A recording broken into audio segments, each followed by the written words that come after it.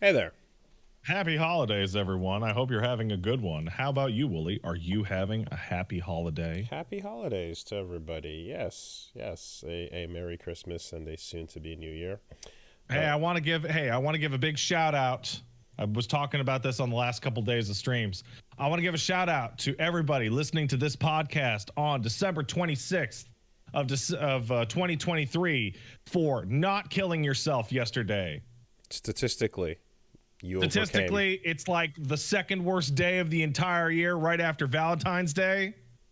So if you made it to the 26th, you're good for at least 6 more weeks. If you made it past Christmas and you're a dentist, that's like double points. Oh man, fucking dentist. That was so funny to me. Well, I mean, tragic.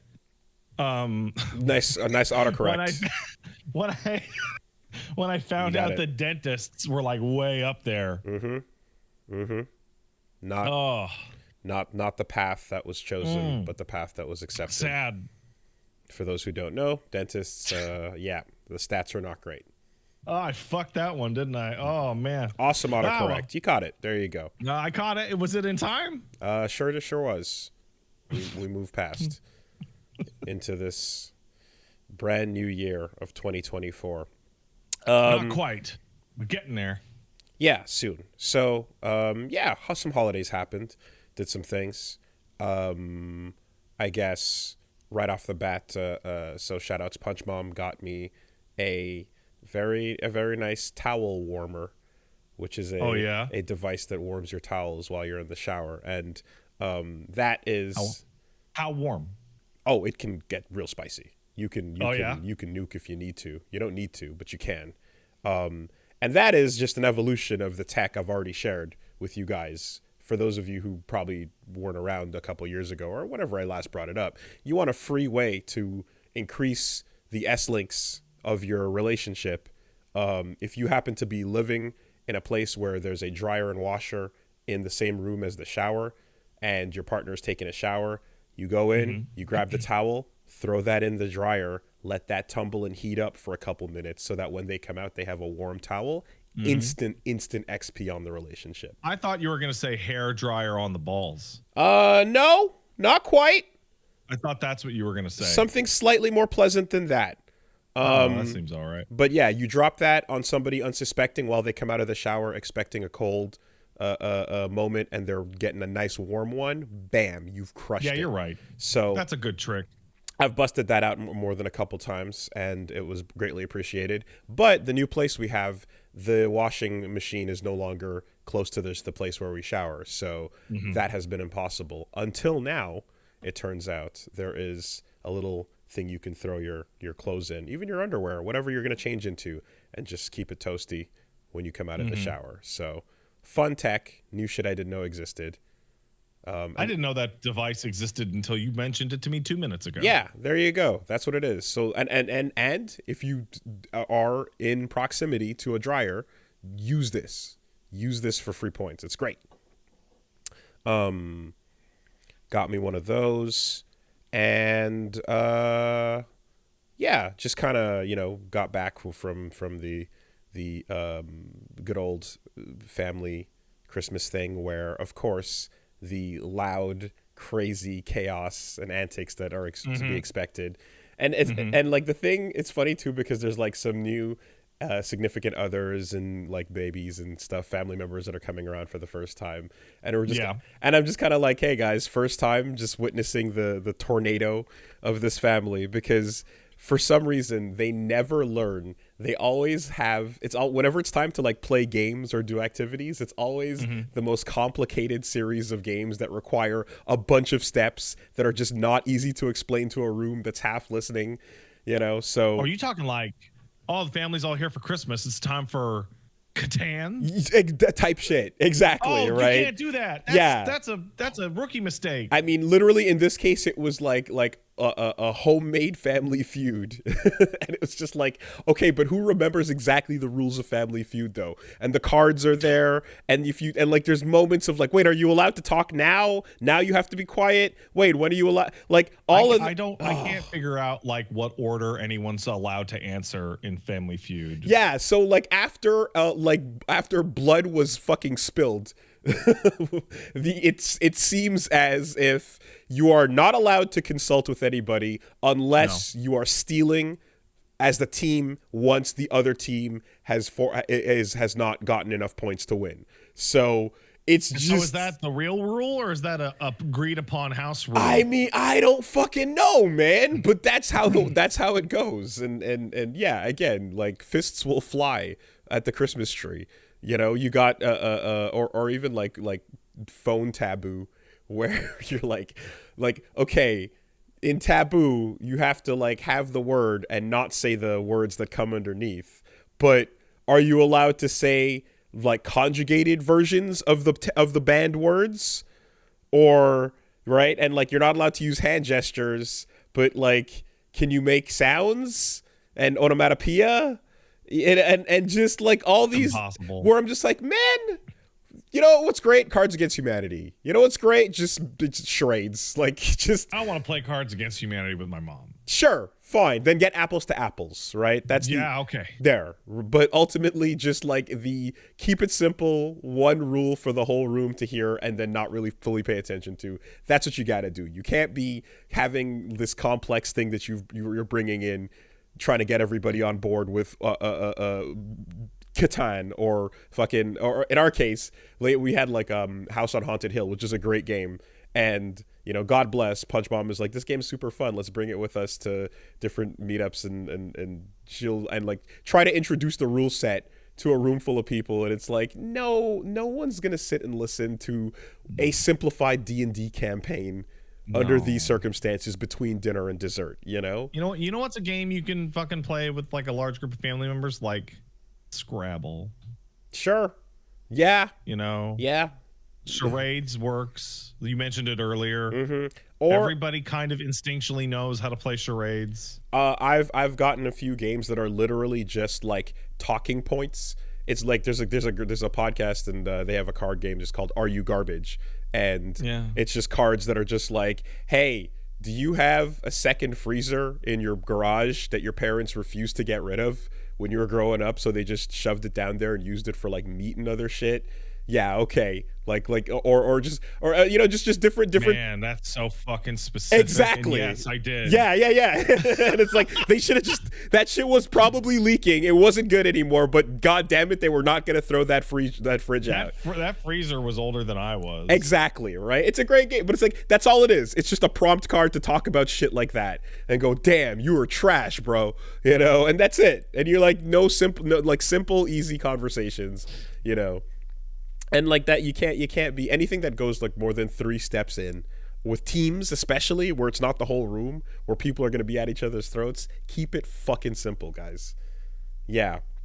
It's not about the intelligence, because you're like, oh, everybody in my family's intelligent. That's not about it. It's about getting the attention focused for long enough to learn the fucking rules. When there's nothing is more loud and chaotic than a bunch of family members you haven't seen in forever. And then someone's gonna bust out some photos in the middle of you explaining those rules, and then everyone's lking at those to see.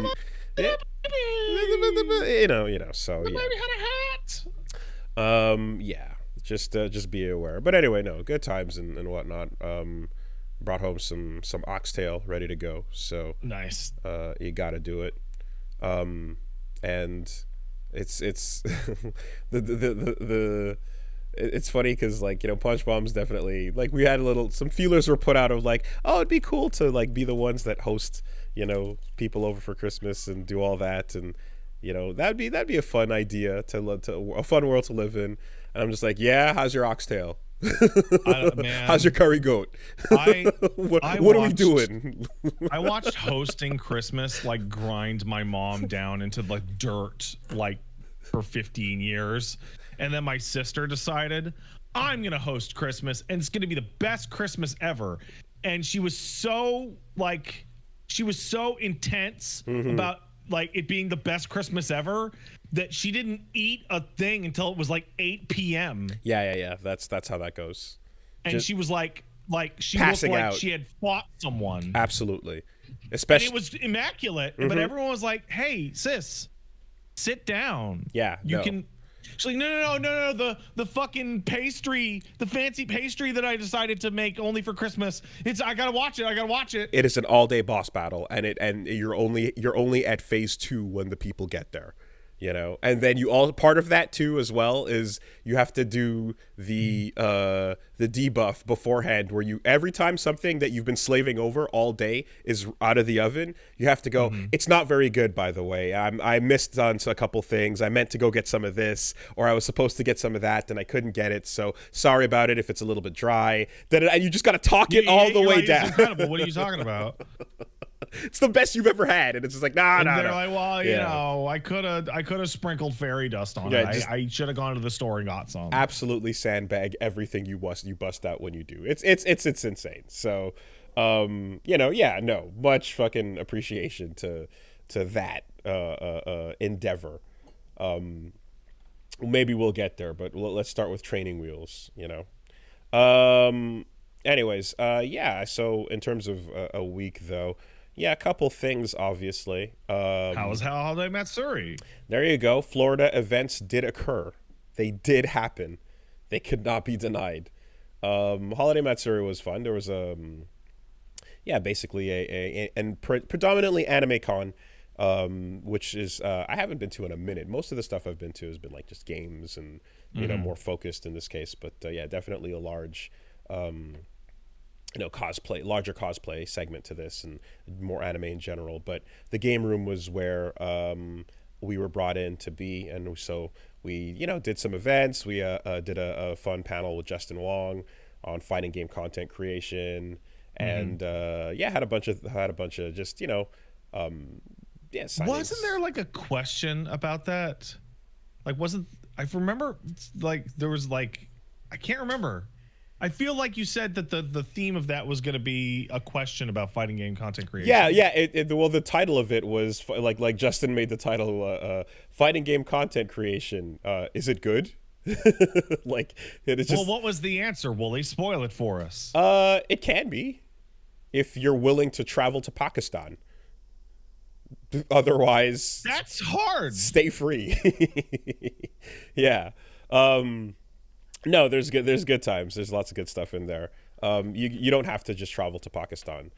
Sometimes you can just make a playlist, and you can just have that playlist be moments of hilarity that people will scroll down forever and ever, 20 years in a row. Whatever the case it is. So, but we did that, and then of course, the fucking narrative that I could not escape was I went to Florida and got 0-5'd by Jabali. And I'm like, God damn it. This motherfucker is got his head inflating in dive kick for a reason, because the shit talk never stops. It is. I mean, Wooly, I mean, everybody, like, listen, Jabali is like a known long-term fighting game guy. You said he's in dive kick. He's clearly really good. And like, I don't think you should have anything to feel embarrassed about, especially since you don't know anybody who was able to beat him. There you go. Right? Not at all. It's just it's an insurmountable a task, except for the part where Reggie did it and then went on to get third place at the tourney, mind you. Oh, well, that's humiliating then. He did. Oh God. He did exceptionally well for anyone who did happen to tune in. By the way, like, he had a fucking good run. So there you go. He should probably teach you how to play fighting games. He probably should. He knows what he's doing. It would be nice. I was like, hey, bro, you got a pocket Blanca? You want to run some sets? And he's like, damn, I guess I might have to learn him, huh? Wooly, why aren't you playing Blanca? Blanca, I do like a bit, but I like Marissa right now as like her style, her everything. But and also Blanca is the setups. It's the difficulty is very, very high. It's very hard. It's really, really hard. Wooly, I sat next to you for years. We're like, I'm going to make Blanca work. Blanca. I love Blanca. And now we're here when Blanca's like really good. And you're like, nah. No, it's honestly, I just love Marissa. Like, I just love her and everything she's doing. I love the character. But I did go and spend time to learn Blanca enough to have like Blanca there. I just haven't done enough matches and sets to have the same level of experience with both. I do have a Blanca, but it doesn't have as much experience as Marissa. And I love Marissa. She's great. That's it. I play with my heart. What do you want me to tell you? You need to go back to the Wooly of 2000 or 2001 or 2002, who was sitting there going, "Man, I really like Sagat, Blanca, and Sakura. And I wonder if Cammy. they're any good." Yeah, and CVS too. The thing, and of course, though, this is the fucking highest IQ required Blanca and it's ever been.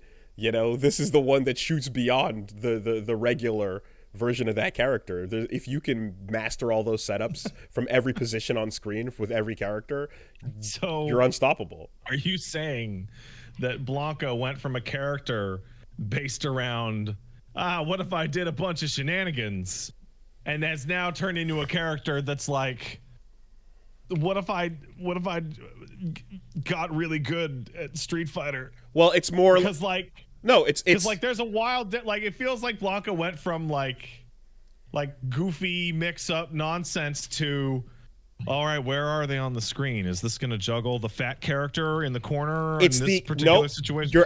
So the mistake you're making is acting like those are two different things. It's the exact same thing, except in this time the shenanigan has been predetermined according to the chalkboard behind you.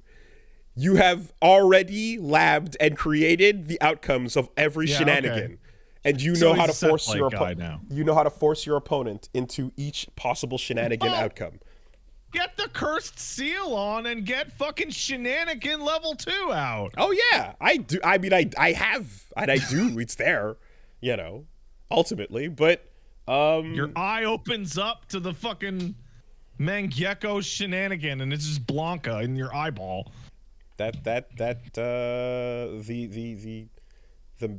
whatchamacallit, the paths open up every time you drop one of those dolls out and you get a chance at a mix-up. But yeah, that was there, and then of course there was a Third Strike cab, and there was a CVS cab, and you know a bunch of the classics. So it was fun to just run some sets on that. There was people streaking on those machines as well. Lots of fun Third Strike play getting pushed. Third Strike makes me think all games are like this, especially as they fall out of favor. But it's like, if I keep playing Third Strike every day, everyone else in the world is only going to get worse. As long as you keep the torch up every day. That's like it is not going to happen. There are still monsters on Fightcade, and you can always go find them.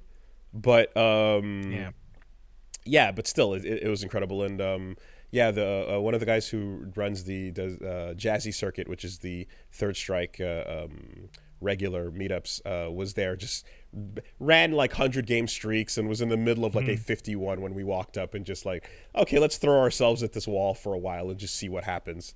I wonder if the meat grind can grind my meat. Oh, there it goes. Sure did. Yeah, had some fun with that. Shout outs to everybody as well that we saw. There was definitely I got like a cool, some cool art and prints, and was able to big thanks as well to the folks that hooked us up with I got volumes 1 and 2 of JoJo Lands, so part 9, which was pretty sick. I didn't realize that was already starting coming out. Yeah, it started. I didn't realize it was already like gathered in 2 volumes, but it's moving along.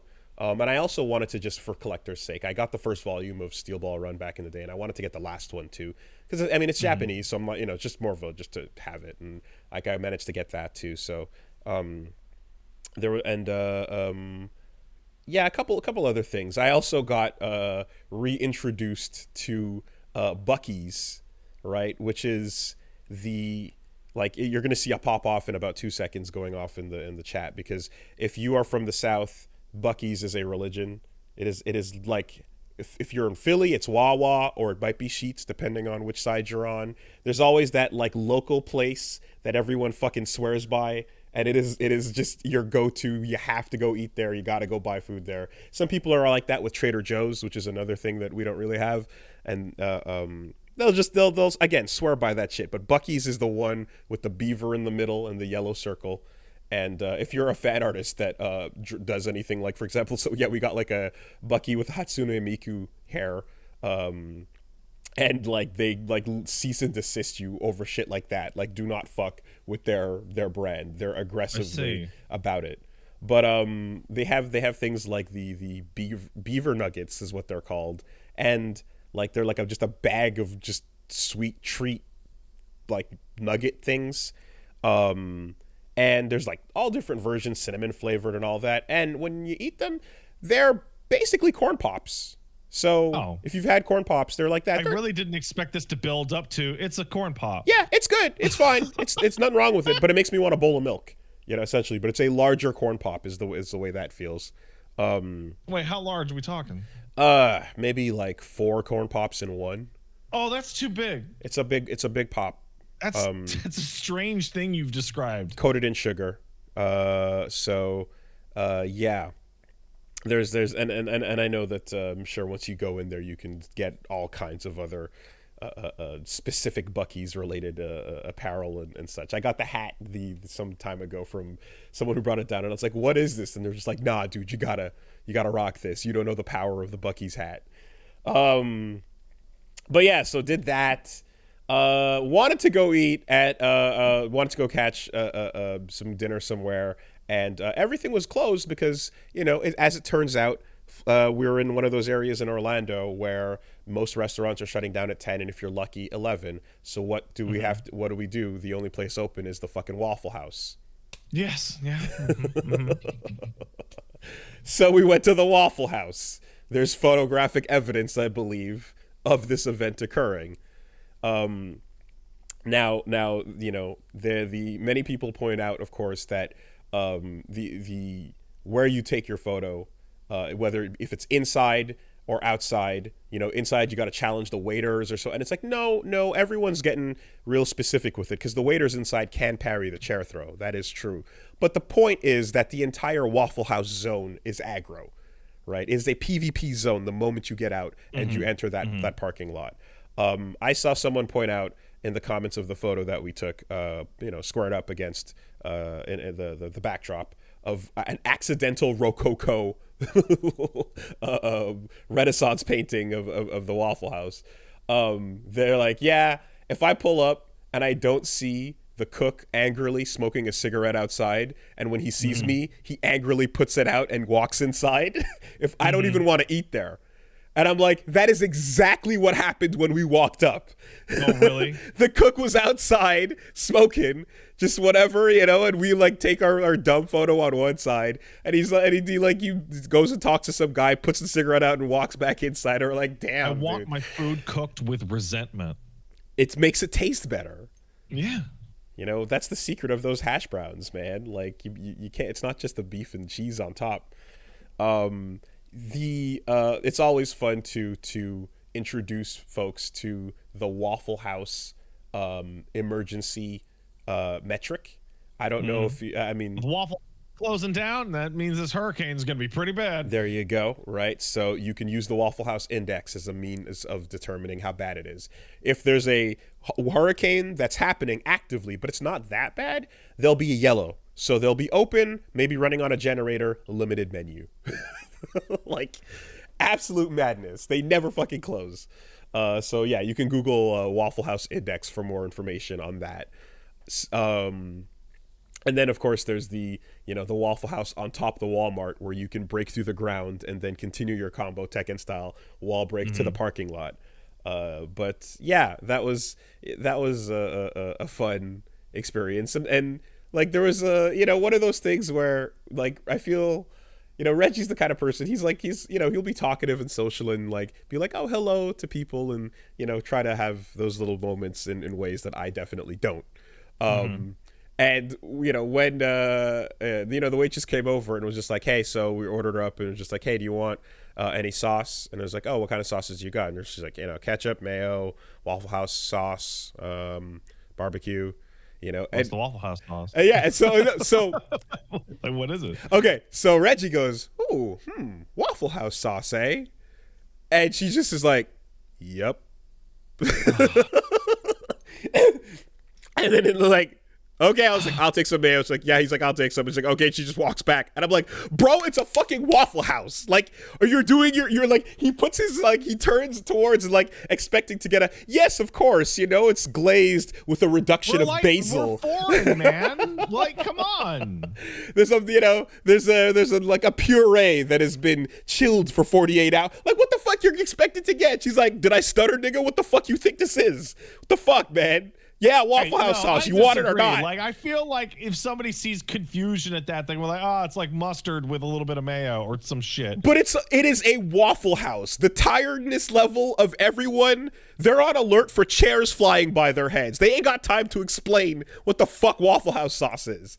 If you're here, you should know. If not, figure it out. America's got all sorts of fucking weird sauce names. Yeah, they do. I also like they got that fucking horsey sauce. Oh, which is that just horseradish? No. It's a different thing. Okay. It's not horseradish sauce. It's horsey sauce at Arby's. Okay. Because Americans is crazy, man. It's mayo and horseradish. That sounds pretty good. With kick, that's pretty solid. I like that.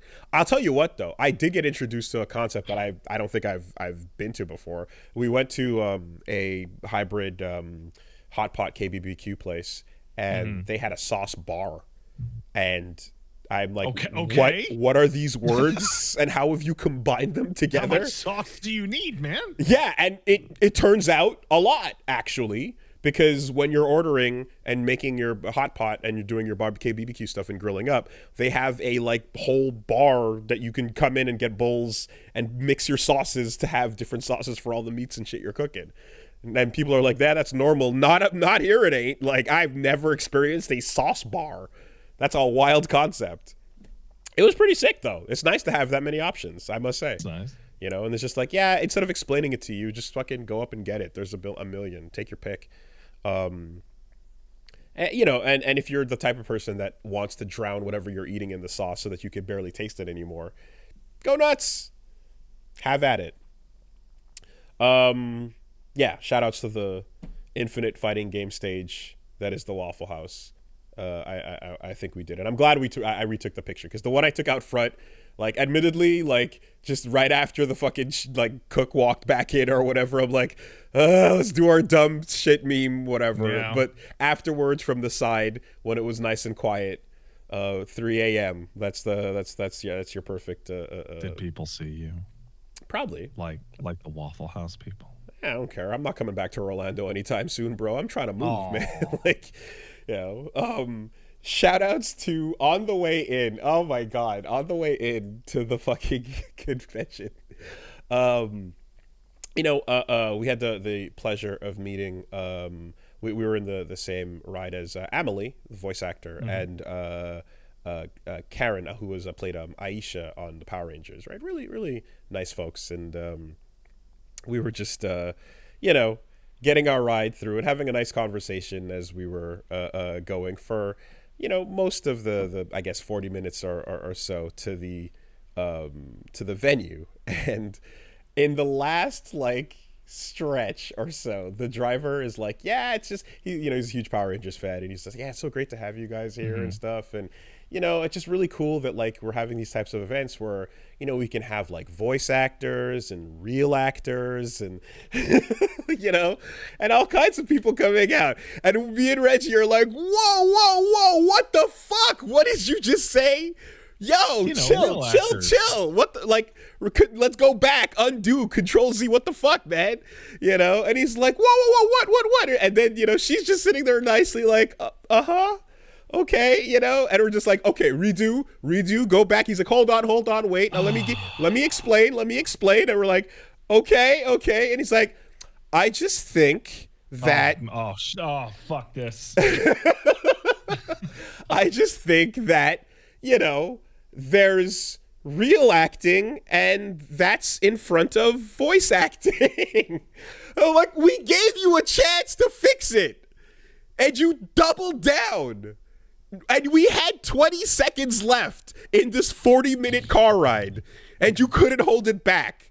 What I meant, the like, fuck? real life acting, like with your body, you know, like in front of a camera. I'm like, there's literally you know, like not in a recording studio. You know what I mean? Like, there's so many ways to. there's a hashtag about this you could go back to. Like, I think, like, voice acting is acting. Like, there's a whole thing. It just from left field at the last second, couldn't contain it, had to drop it. Man. And we just got out like, okay, yeah, take it easy. Like, what the fuck was that? And she's like, I don't know. And, you know, and we're just like, okay, we'll jump in front of that fucking bazooka shot, man. Like, Jesus Christ. The awareness, like it was kind of incredible, because you got vibes, you know, on the way. It was like, okay, this person's a little quirky, but, you know, like, just kind of shooting things out, and all right, you're one of these folks. You know, you throw yourself into a lot of what's the conversation and doing things and carrying it, and that's all fine. But that was just like, god damn, bro.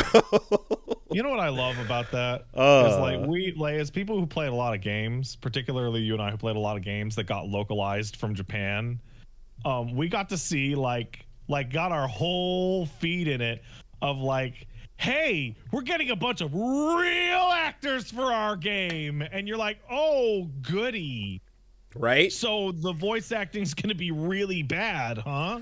We spent a whole lot of that ride discussing how awesome the voice acting is in Baldur's Gate 3 and how fun of a game it is. And well, Baldur's Gate is like the next step up, because it's all performance acting, exactly, performance capture. That was, but I'm like, that was the precursor that led into that conversation. Like, wild, dude. Yeah. You want a trip? You go play Yakuza 1 in English, and you're like, we got everybody. So Mark Hamill does a great job, even for a role he doesn't remember, which is really funny. I don't know if you're aware of that. I think you told me before. Like, hey man, how'd you like Majima? And he's like, fucking who? But he does a great job. But then they're like, and also one of the villains is Michael Madsen, and he sounds like shit. Photed it in. Yeah, well, not everything could be. Fuck, god damn it. What was the game where he's basically Frank Castle, but he's not Frank Castle? Michael Madsen? Yeah, they got him. And it was literally done by the Punisher Max artist. Whatever. It's not, but yeah, whatever. It's gone. Anyway, the Rogue Warrior. Thank you. There we go. That's another. Oh my god! Yeah. That was based off that real guy who went to North Korea and cut all those dudes. That was another one that was on the QA floor, man. I don't know. It was named fucking Joe Dink or some shit. He had some ridiculous name. Dick Marcenko? Is that what it is in my mind? It was probably Mickey Rourke. My mistake. Mickey Rourke, not Madsen. Madsen did do the Reservoir Dogs game with the Psycho Bullet Festival system. Never mind. All right, I'm getting my QA grumble stories mixed up. Don't worry about it. All right. It was a long time ago. The fucking the spreadsheet can't get to you now. There you go. Unless you've somehow brought the spreadsheet with you. And you haven't, have you? I have not. And you know, and for the most part, Florida also could not get to me because the con was localized into the hotel, and that's pretty much where we stayed. So you didn't have any like. Going out to a Waffle House late at night, I think encapsulates trying to make something happen. Yeah, and then the story is that Reggie asked about the sauce, and the lady was like, "Yeah, that's it." Like instead of an alligator jumped through the window and attacked y'all. Correct. But I'm, you know, not for lack of trying is my point.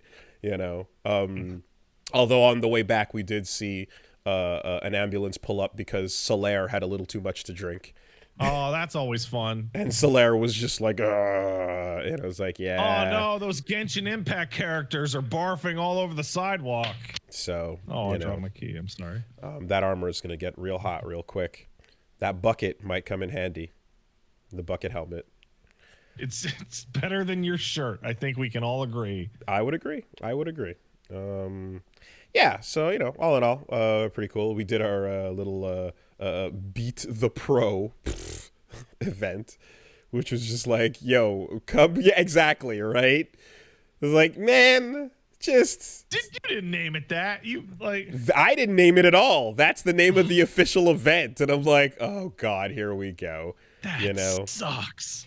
Well, to be fair, the only ones that managed to get wins in were ultimately Jabali, Yeah. who sat there and was like, content, right? They were like, sure. And then the person who went on to the guy who beat Reggie there went on to also send him to losers in the tournament. So Okay. we had a real solid player that was there. So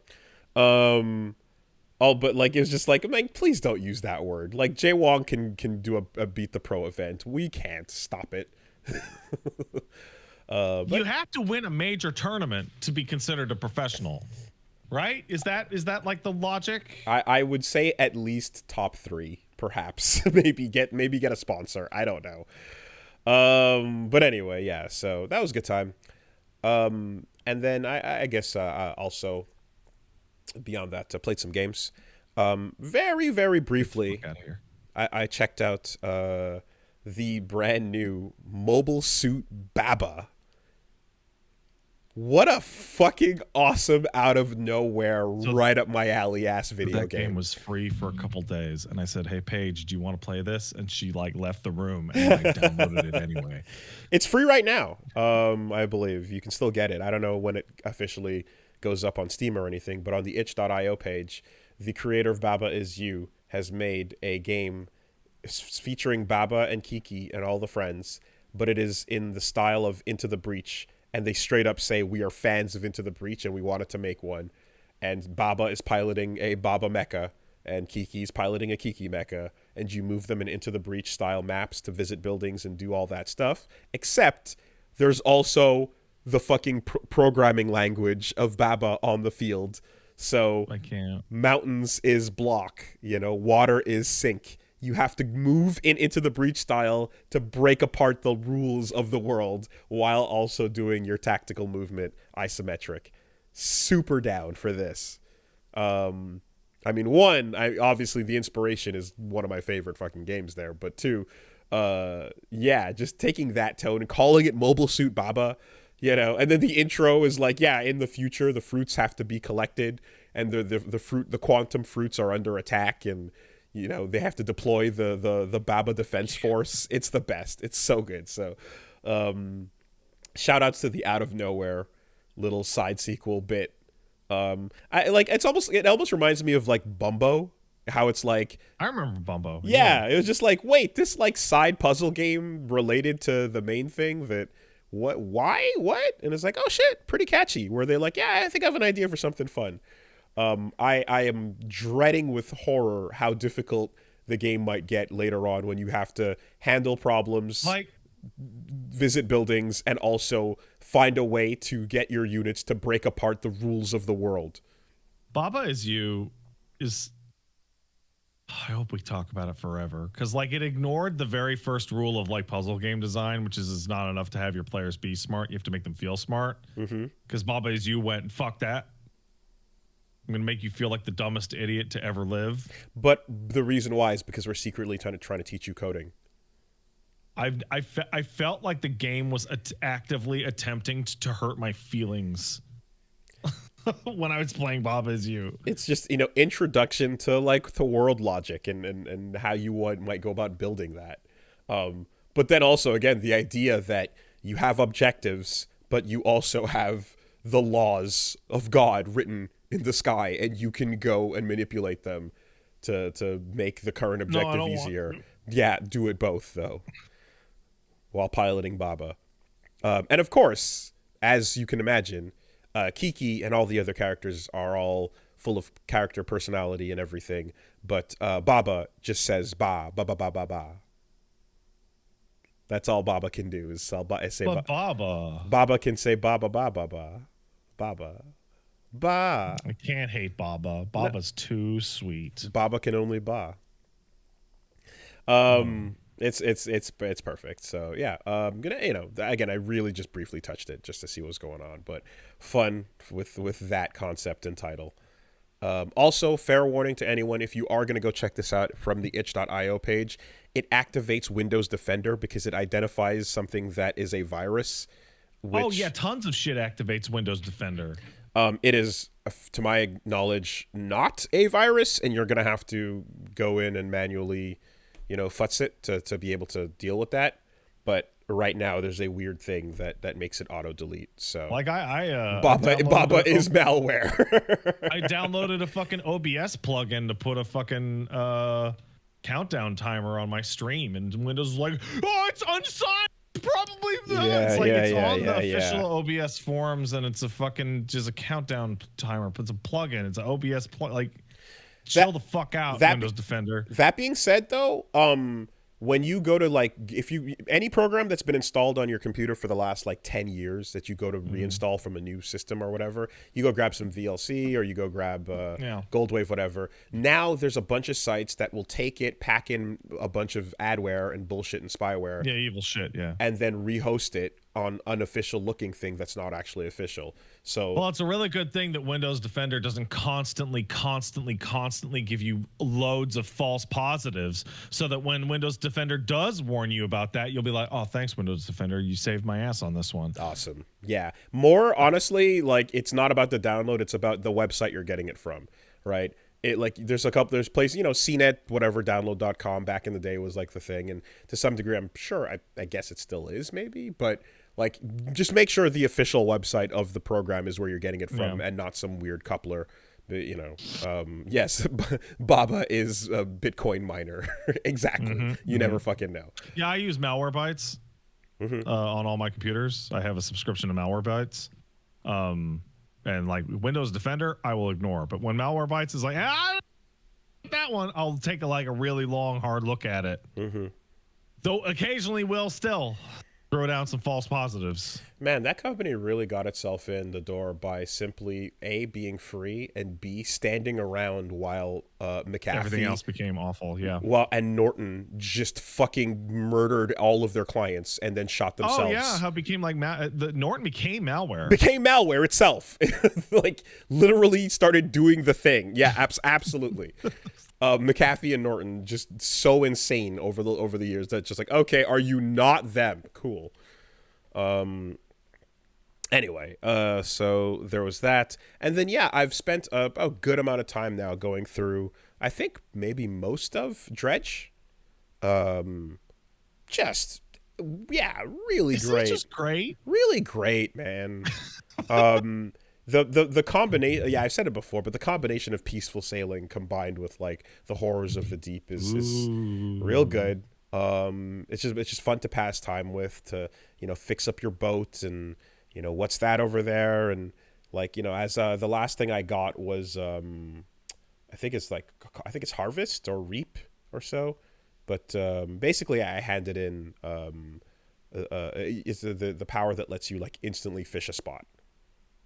You know what, Wooly? I beat that game 100%. Couldn't tell you a thing about it now. Okay. All those good, I remember all of its good vibes, but the names of the abilities or any of the upgrades or most of the points that happen in that game's story, long gone. Okay. Just good vibes have remained. Yeah, that's fair. It's full of those. I also appreciated how the things I was talking about last week, where it's okay, when do you start breaking the rules of what you've established and stuff? As that starts to creep in, I'm hold on a minute. It's daytime, and I'm still paranoid and nervous, and my eyes are twitchy, and I'm uh-oh, and then you use some of your abilities, or you don't sleep long enough, and then it's oh, fuck, I'm actually hallucinating, and it's broad daylight. It's supposed to be safe right now. Why is it not safe? So, and then the characters in the world start actually talking to you hey, man, did you get any rest? Are you doing all right? You should probably sleep. So sleep, Wooly, go to sleep. Yeah. No, for sure. Good stuff. Definitely enjoying are you hallucinating? Are you seeing what's really there? Well, if it's really there, but I don't have the ability to fight it, then maybe sleep is better. Yes. You know, you get the meagerest of defenses for a brief period at some point eventually, but it's still nowhere near a like time to fight anything. You're a fucking fisherman. Run away is like your option 99% of the time. Yeah. But I'm enjoying that, and you know, the game also like stealthily just being like, yo, attache case, you enjoy, right? You like sliding and fitting things. All right, here you go. It's not even the point of it. You want like cool fish upgrades that like look like nightmares on your boat? Yeah. Eldritch hooks. That's cool. Yeah, one of the hooks is, I think it's called like the Trader, you know, and it's just like it will bring its own to the surface. You know, super cool. Yeah, so just again, fucking phenomenal all around. I assume I'm close to the end, but then I know there's the DLC afterwards. Well, there's the 4 main areas, and then the DLC added a 5th main area. Cool. Yeah. All right. I should go back and do the DLC for that. Yeah, I was madly in love with Dredge when I was playing it. I could see that being something to pop on every once in a while and just, you know, trawl through a little bit. Mm-hmm. And yeah, I mean, you know, I'll call it. That's pretty much it for me. Okay. Yeah, you've been busy. I've been well. I mean, holidays was me and the wife and the baby, right? Stayed in. Did families all far away, you know, made our phone calls, did the video call so mom could see the baby, you know, that kind of thing. But I decided, hey, why not just, because it's the holidays, why not just stream every single day? Let's just do the opposite instead. And so what I've been doing is I bought like 20 fucking games on the Steam sale. And I'm like, yeah, well, you know, the refund timer on these is 2 hours. So what if I played each of these for 90 minutes and saw which ones are worth keeping? Oh, Jesus Christ. We're playing Refund Chicken. Oh, yeah, we're playing Refund Chicken. So here's the thing, though. Like, despite the fact that I don't know many people who actually, like, quantify and gamify the refund process, the actual like use case for the Steam refund is buying something you wouldn't otherwise buy if you didn't have the security to give it back and go, oh, I do like it, or oh, I hate this, or does this run on my computer? Right. So like so I have a massive list of games that I fucked with, and the first one on the list is by far the easiest to. I picked it and did not know it was going to prove the concept. So Midnight Suns is always on sale. I don't know if you've noticed this. But ever since Midnight Suns came out, It has been like permanently on sale. Yes, that's right. The Marvel XCOM game, Midnight Suns. Every sale, it's like 50-60% off every time, like even like a month or two after it came out, because it did not make the numbers that it needed to. So I asked, like, how is it? And somebody said, wait until all the DLC is out, and then you'll be able to buy all the whole thing at once for like $30. So sure enough, it's 70% off. So I waited till Midnight Suns was out and with all the DLC, and I got it for $30. And I hopped into it and hit the end of that timer and was like, I'm going to play more of this, because it's been a long time since I've seen a game so aggressively failed by every single person responsible for telling you what the game is like. In terms of marketing? Oh yeah. Like constant, like record scratch feeling, like exclamations of confusion as to what that game actually is. Wooly, what do you think Midnight Suns is? A bunch of Marvel characters in their new outfits are part of a team, and you use them like an XCOM team to do those, to do missions. So the part where it's actually a deck builder, with cards that didn't make it to you. Huh. Yeah, it's a deck builder. Okay. And you're actually moving the characters around on like a open field, and you're loading in, and you're like, oh, I got 2 Blade cards and 1 Morbius. Do you think I can get the bleed stacks from Blade? Okay. Now, would you be confused when I showed you the hub world that you wander around in third person that you can use to talk to every single Marvel character in the game and increase their social links and go out on friendship dates with them? Wow. Okay. That could, yeah. Okay. Sure. Are you playing like is your deck being played against an AI opponent's deck, or is it just no? Okay. It's not. It's being played against the field. Okay. It's like and then the first character to talk to you when you make your OC is Blade, and Blade's being voiced by Michael Jai White, and I'm like, that's perfect. That's pretty good. That's perfect. Okay. And I So it's not recruiting the different Marvel characters as much as it is unlocking more cards to get their cards. No, you are unlocking more Marvel characters, and you are leveling up their friendship and their levels so that you can unlock better passive abilities and synergize their decks. Okay. On the game, like in the field, though, XCOM's happening. No. There's no grid. Okay. It's actually, they're all complete. They're in like a big circle arena or square arena, and you are moving like completely free movement, and characters only, your whole team only gets 1 move, and you're using that move to create knockback effects to throw people off cliffs or into explosive barrels or vault over things to do attacks. What the fuck, man? It is nothing like what I thought it was. Weird. And it's really good. Nice. Okay. It's really good. There's no accuracy. So is it just a matter of everyone is confused as to what this was? Like, if it's, I mean, wouldn't... It was like from the makers of XCOM, and then they showed off like all these hero moments from the action game people, or sorry, the Marvel characters, and people thought it was like literally XCOM but with cards.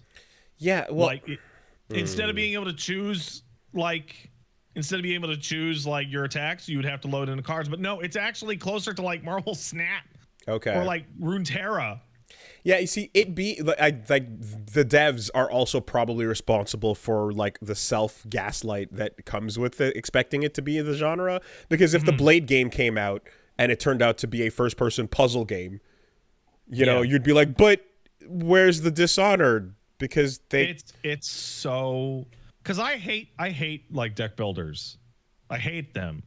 I actually really like Midnight Suns a lot. I'm going to be playing it next week, for realsy stream instead of, Steam Refund Baby stream. And I'm just like sitting there the whole time going like, what? I watched trailers on this thing's Steam page and didn't know any of this. How did they drop it so bad? I feel like I've grown fond of Slay the Spire and Fights in Tight Spaces. Yeah, as very basic, versions of that. It's also it's gone. The thought I had was gone. Oh no, it's back. It's also really nice to play a game made by Firaxis that doesn't stutter and chug and fuck all over itself, like the weird little hitching that happens when you move around in XCOM or something like that. It's very slick, as long as you disable the horrible 2K launcher, which is an abomination. Were you able to like get the feeling of like, despite not knowing a Marvel thing here, this Persona link is filled with fan service? Yeah. Right. So when I was talking to Doctor Strange and I was like, Sanctum, whatever the fuck, that sounds stupid, and he got mad at me, and I got friendship points go down. Okay. So little bits of like, narrator box, see issue 42. Oh, not quite that. but they do go through the process of explaining characters that you're probably a little less likely to know as to what the fuck or who the fuck they is. Okay. Because I don't know who the fuck Magic was, and then people had the chat had to tell me it was Colossus' sister. Yeah, Ileana. He used to scream for her all the time, and yeah, then she turned into that. Yeah, no, it's really good. It's sad that game just kind of bombed horribly. So hey, you know, at the end of an XCOM mission, you have that feature that's like, do you want to pose your boys in like an action shot for like a poster? Oh, when the scores or whatever. Yeah. So Midnight Suns does that automatically, but it's a comic book, and it slaps all the characters that were in it into like a 2D spread realized sprite comic book, and then you can go in and edit like what era you want it to look like or what you want the background image, and it's cute. It's very nice. So then, is it just a marketing fail for why this didn't actually fucking? No, it seems excellent, anywhere. Top to bottom. It's just like nobody knew what the fuck it was, and what they thought it was wrong. Like, I don't know anyone that even casually just went to go check it out. You know, I heard nothing about it. I remember I saw screenshots of the costumes pre-release. People going like, "Oh, look at these outfits," and then that's the last I heard of it. I remember seeing like one of those things that happens with some games where you go, is this good? And you get like a couple people going, I don't know. And like two guys being like, it's one of the best games that came out in its year. Nobody knows. And you're like, that's weird. So it's great. Yeah, you'd think one of those people that always posts like random comic pages on the subreddit would pop in and be like, hey, this game's actually pretty solid. It's great. Yeah. Interesting. Okay. I also played that night. I played Voidigo. Would you ever play Voidigo? Nuclear Throne? Oh, okay. Yeah, a long time ago. Okay, Voidigo is a guy going, boy, I wish there was a newer, better Nuclear Throne. That's what it is. Okay. Which also is Gungeon-esque. Yeah. You know. But it's like, hey, you want to run around and do a roguelike where you do a top-down shooting with dual analog? There you go. That's Voidigo. It's good. Pass the test? Mm-hmm. Pass the threshold? Absolutely. Okay. I also played something called Dome Keeper, which is a very simple roguelike in which you play Missile Command on the top, and then you dig down into the earth to get your upgrade materials. And you have to split your upgrades between making your Missile Command tower and your digging speed and various things better. It's good. It's cute. It's a good game. Cool art style. Very simple. What's that? Cool art style. Yeah, it's really good. I'm trying to fly through these if I don't have super interesting stuff to say about them. It's kind of Metroid 2 specifically. A little bit. Yeah. And then I played something called Void Stranger. Have you seen people on the timeline talking about Void Stranger? Void Stranger. No. That's right. Another name with Void. Okay. Yes, it was a very weird coincidence. Seeing people, it's a grayscale, like Link to the Past. Very old-fashioned Game Boy looking game. Yeah. I believe it is the second game by the Zero Ranger guys. Mm-hmm. Okay. And I saw people talking that shit up like I couldn't believe. And then I went into it, and it had that good Undertale music, if you know what I mean. Yep. And then I walked a couple feet. Good chiptunes. And realized it was a fucking block puzzle game. Yeah, it looks like you're moving through like almost like a Pokemon or a Zelda dungeon top view, pushing blocks and stepping on ice. Yep. And then I started to get upset. I started to get anxieties. Oh, this looks started good. To get a little panicky. Yeah. And I was like, no. So ended up refunding Void Stranger with the caveat of like, it's good though. No pressure. But I'm never gonna fucking play it again. No pressure. You know, you can just stop and think and try it again. No. Makes my brain feel small. Yeah, God forbid. All right. No, get out of here. Don't make me feel stupid. I hate you. What? Play a game that makes me feel stupid. Oh, I love a game that makes me feel stupid. Oh, fucking absolutely. Be 18 steps ahead of me so that I can't overthink it and predict it. Games should give me happy feelings all of the time, man. Every day, good vibes only. This brings joy. Well, this looks pretty cool. It is, but it's not for me. Now, let's see. What else we got? Have you seen RoboQuest? RoboQuest. That sounds almost like an old GB Color fighting game. It really does. No. RoboQuest is made by some people who I guess decided that they liked the shooting in Borderlands and Destiny, but they wanted to make a roguelike game, and they were disappointed that that didn't exist, so they did it. And it is a roguelike where you shoot like Destiny or Borderlands, and it feels really, really, really fucking goddamn good. And the soundtrack is good, and it runs well, and it's got great controls. And it's great. Okay. I feel like it's great. This yellow robot design, I feel like I've seen that head before. It's also French as fuck. Like, it's not in French. Like Parisien? Oh, yeah. Okay. And you can tell. You know how so it's one of the fastest I've ever been able to call the country a game was made in, because I went to the options and everything was in English, but then I get to the controller options and it says vibrations with a check marker or not. Sure. And I'm like, oh, a French person put that fucking plural. And sure enough, it was absolutely made by the Francophones, because adding too many plurals is a simple language mistake. Les vibrations. Yeah, RoboQuest is incredible. I can't recommend it enough to everyone. Well, if you like shooting and roguelikes. Okay. It's great. Looking at the trailer here, yeah, seeing some combos, good movement, weapon switching. Feels good to shoot the gun. Feels excellent to shoot the gun. Is it like short challenge stages or like long? Oh, it's actually like it's like one long run, like room to room to room to room. Okay. Like the first, like the ruins. No, not the like the desert area. Yeah, the desert area goes on for like 20 minutes. Okay. And then you go on to level 2, which is way harder. Nice. Way harder.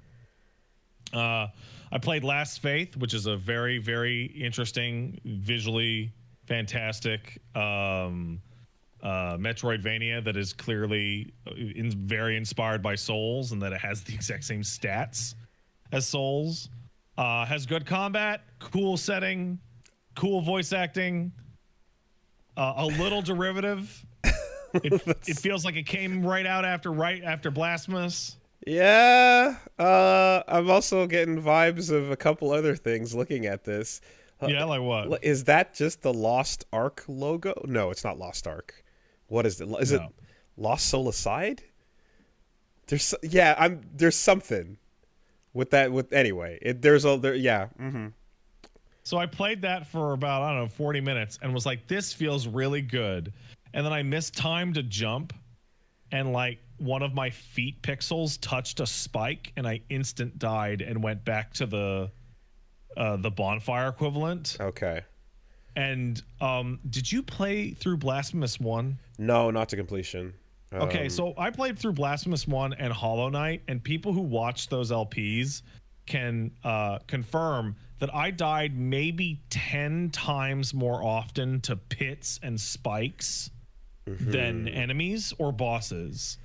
And I got like a little twinge in my chest of like, I can't do another side-scrolling Metroidvania with this many instant death pits. I can't do it. Yeah. It's too much for me. I'm also seeing, like, I mean, while there's Blasphemous there's also Death's Gambit. There's I see it. A good bit of that in there, which I sees it. I don't think a lot of. Yeah, I played Death's Gambit for longer than I really expected to.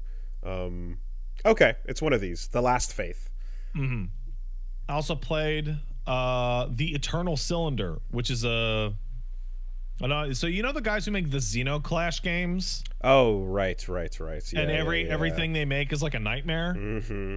Well, this is about you playing as a Blorbo that looks like a Q*bert freak running on an alien freak planet to not get run over by a rolling pin that's destroying the Earth. I'm like, that sounds like a great game to try out. Except when I started playing it, I realized that it's actually like Spore, like huddle your little mass of Q*berts and make sure to eat the right foods so you can jump up to the next area, or yell at the giant mouth with legs. It's called Last Cylinder. It's called, nothing's popping up for that. The Eternal Cylinder. Eternal Cylinder. Yeah, it's kind of like Spore Pikmin. And it's so interesting and so inventive, and it's also a complete nightmare, and I was having like no fun. Yeah. Okay. Toilet creatures and horrible, shouldn't exist beings with their organs sticking out and their place things in the wrong place. Yeah. Okay. So like, it's got like this real energy of like, this is so cool from over there. I want it to be cool far away from me. AI generated monsters with the mouth on the bottom. Oh, I don't think those are AI generated. I think those are all from somebody's brain. But like something putting everything in the wrong place. I see it, and yeah, I see the little Q*bert thing. Yeah, okay. I also played Tales of Iron and Neon Abyss, that I'm not going to talk about anymore because they both have bad controls. They both just have bad controls, and it's kind of sad. Okay, but goodbye. And last but not least, do you ever play Nova Drift? No. Okay, it's asteroids and Vampire Survivors. Sure. That's a good combo. That's it. That's all I need to tell you. Nothing wrong with that. And I played BPM. Have you played BPM? Oh, BPM. Yeah, the other rhythm shooter. I don't know how I feel about BPM. Fuck. What was the other one called? Because bullets per minute and Metal Hellsinger. Metal Hellsinger. Yeah. Yes, I did. So BPM I did play. Yeah. So like, it's so ugly. The colors, I know the colors are gonna be the issue ultimately for you. It's so ugly. Like it's fun and it's inventive. But it's like actively hideous. Yeah, the piss filter aggression is pretty high. It's a stylistic choice, and it probably would have been better without it. Apparently, the reason for the really intense filter is because it uses assets from a canceled MOBA. Oh, called Paragon. Okay. And so that would to make it look as different as possible. That's a way to like make obfuscate it. That's not a good reason to make it look like that. No, I mean it does. The colors do change from area to area at the very least, so it's not just the orange yellow fucking hue the whole time. And I think here's the issue with it too is like when you're doing, so let's call this duotone, right? Like there'll be two major vibrant colors that are kind of like the point, usually like complement or right next to each other. You want to have a lot of blacks as well to make it so that it's contrast in addition to the colors that you're using. It doesn't use a lot of blacks. Like, it uses just the orange and the yellow together. Primary for is everything. Orange, which is like 80% of all things. Secondary is yellow, which is 15% of the remaining, and black is only for far away darkness or like some outlines. Some areas are much darker than others, admittedly. Like you go through it and you'll see the darker dungeonish parts where shadows are being used more frequently, but a lot of it is just kind of relying on too bright colors and not playing enough with that. Yeah. And then I got to like the second zone, and it was like green instead of yellow, and I was like, oh. That being said, the rhythm and the music of the shooting and everything is awesome. But the gameplay, maybe it's my personal taste to the beat is fun. But like, I was actually like, I played a good deal of Metal Hellsinger, and I might go back to it. There's no vocals in BPM, and that's intentional because it's a roguelike. So admittedly, Metal Hellsinger came out afterwards, right? Yeah, 2 years later. Yeah, so I never went back and played that. I just played BPM early a while ago. So I never got the comparison. And I see some people are saying Metal Hellsinger is better than BPM. Doesn't play as good, but I personally don't agree with that. But okay, so gameplay less, but vocals and music are better because it's like actual tracks. With, I like the vocals and I like the music in Hellsinger way more. Okay, and that's kind of a deal breaker. Then the music is the name of the game ultimately.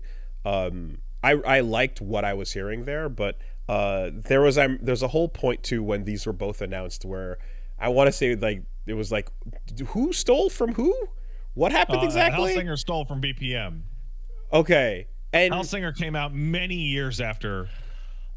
I feel like I feel like I might have read an article or saw somewhere a discussion about this that kind of showed that it was kind of it was parallel thinking and that they were both being developed at the same time or something. Yeah. Like there was some defense that against that idea that popped up, but it was years ago, so I don't fully recall.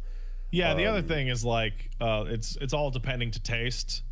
Like, yeah, Hellsinger has its vocals, and those vocals are about jumping on a dragon and shooting the wizard and all that power metal shit. Mm-hmm. And I like that stupid shit. Mm-hmm. But if you don't like that stupid shit, oh fuck. Yeah, okay. So if the aesthetics and the music are not matching up to what you got with Hellsinger, then I get that. Does Hellsinger have the like movement though to it, like with the the sidestepping? They both have the same movement, the reloading and the okay. They both have like the exact same mechanics. Like you fire on the beat or the off beat depending on the weapon. Mm-hmm. You can jump and double jump on the beat and the off beat, and you can dash on the beat or the off beat. Okay. Because what made BPM feel good is the dodging on the beat as well. You know, the defense on the beat. I believe they both have the option of like it won't even allow you to do things off beat. It'll just tank your score. Okay. Oh, God, it's been too long. Like you can't chain dodges in Hellsinger unless they're on the beat. Okay, you can't do a failed dodge. It's okay, you just lose for it. Is it just score that you lose, or does the effect of the thing also change? I can't quite remember. Okay. Fair enough. So that's all the shit I played on the Steam sale. I kept about half of them, and I'm gonna keep doing that all week until I run out of shit that was on sale. Mm-hmm. The only other thing that's of note is played that RoboCop game. Oh shit! I got a code for RoboCop Rogue City. Also, nothing like what I thought that game was. Did you shoot some creeps? Well, okay, I'm gonna ask you. If you were going to compare RoboCop Rogue City, a game that I don't think you've even seen, to any other game, I watched the trailer for it. Yeah. Okay, what do you think? What do you think that game is like trying to be? When I watched the trailer, I thought it could play like a really dumbed down Human Revolution. Well, you're right. That's what it is. Okay. You do your shooty mission, and then they dump you out into the small open world of a couple city blocks and have RoboCop walking around issuing parking tickets and going on side quests. There you go. Yeah, okay. It's really good. It's they got Peter Weller to do the voice. It takes place right after RoboCop 2. It's satirical as fuck. Yeah, when I brought it up when the trailer dropped, it was like that was one of the big things is like, okay, they're trying to be as faithful as possible, but it still looks like the quality of the models in the game looked pretty janky. So it looks like a PS2 game. You know, like you're coming late with a faithful RoboCop game, but yeah, it's just you know what it is? A couple gens too late. It feels like an old PS2 game that was made in the vein of the PS2 version of Deus Ex 1. Okay. Right? Okay. A very specific world and model quality. Yeah. It's really good. Though of note, like almost humorous note, is that the shooting sections don't play like a regular shooter. Because you're RoboCop. Mm-hmm. It's insanely easy. You just walk through and target and blast. Man, you like lock on and everybody it does that tracking thing on everybody in the vicinity, and you just light them up, and you are taking like piddly damage. Yeah. And you can, and this is the part that matters. Like you have a walking speed that's like accurate RoboCop walking speed, and then you have a sprint that is still slower than a human being's regular walking speed. Nice. Like you are slow as fuck. RoboCop does not stealth or hide behind walls, right? Nuh-uh. That's not the way. Mm-hmm. And you're also learning skills on your skill point, your robo skill point meter. So you can increase your deduction skills or your social skills or your armor skills. Are there any like encounters like a hostage negotiation? Yeah. You breach rooms and have to save all the hostages. Cool. Okay. And it goes into slow-mo and you got to shoot all the guys before they get all the hostages. Yeah, all right. That's cool. That's pretty much all I'd expect. Someone asked in the chat, and it's a great question, can you stab people with your knife USB? Mm-hmm. Not to my knowledge. However, when you walk up to people, you can hit the A button to just pick them up by the neck, and then they just become a projectile that you throw with the right bumper, and you just push throw them like at like 100 mph. Like they're a barrel in like fucking Dark Messiah of Might and Magic. Sick. Yeah, it's cool. No, any 2014 costume DLC? I don't think so, but I wouldn't know. And last but not least, only thing I'm gonna say, boy, that One Piece fucking flies by when you read it. I'm almost caught up to where I'm like reading like one volume a day, and I am already almost caught up to where I stopped watching the anime, and that was 250 fucking episodes. Nice. So one volume per how many episodes? 10 or 15. Like it's bad. It's really bad. In particular, I got to Drum Island, which is where you meet Chopper, the little reindeer man. Mm-hmm. And I remember that was when the anime started to kill me in my heart, because that's when the flashback shit would start flashbacking to shit that had happened in the episode that you're watching. Right. Like the beginning of the episode would start to show up at the end of the episode as a flashback, as a moment. Mm-hmm. And it was like, I can't fucking do that. Oh my God. I forget which show I saw that in. That was among the most egregious. Yeah. Just also, you know, apples and oranges, but in terms of just compressing a volume into an animated form, but just appreciation for Pluto 1-to-1. You know, the idea of a volume is an episode is. Did I tell you so good? What happened when I started reading Monster?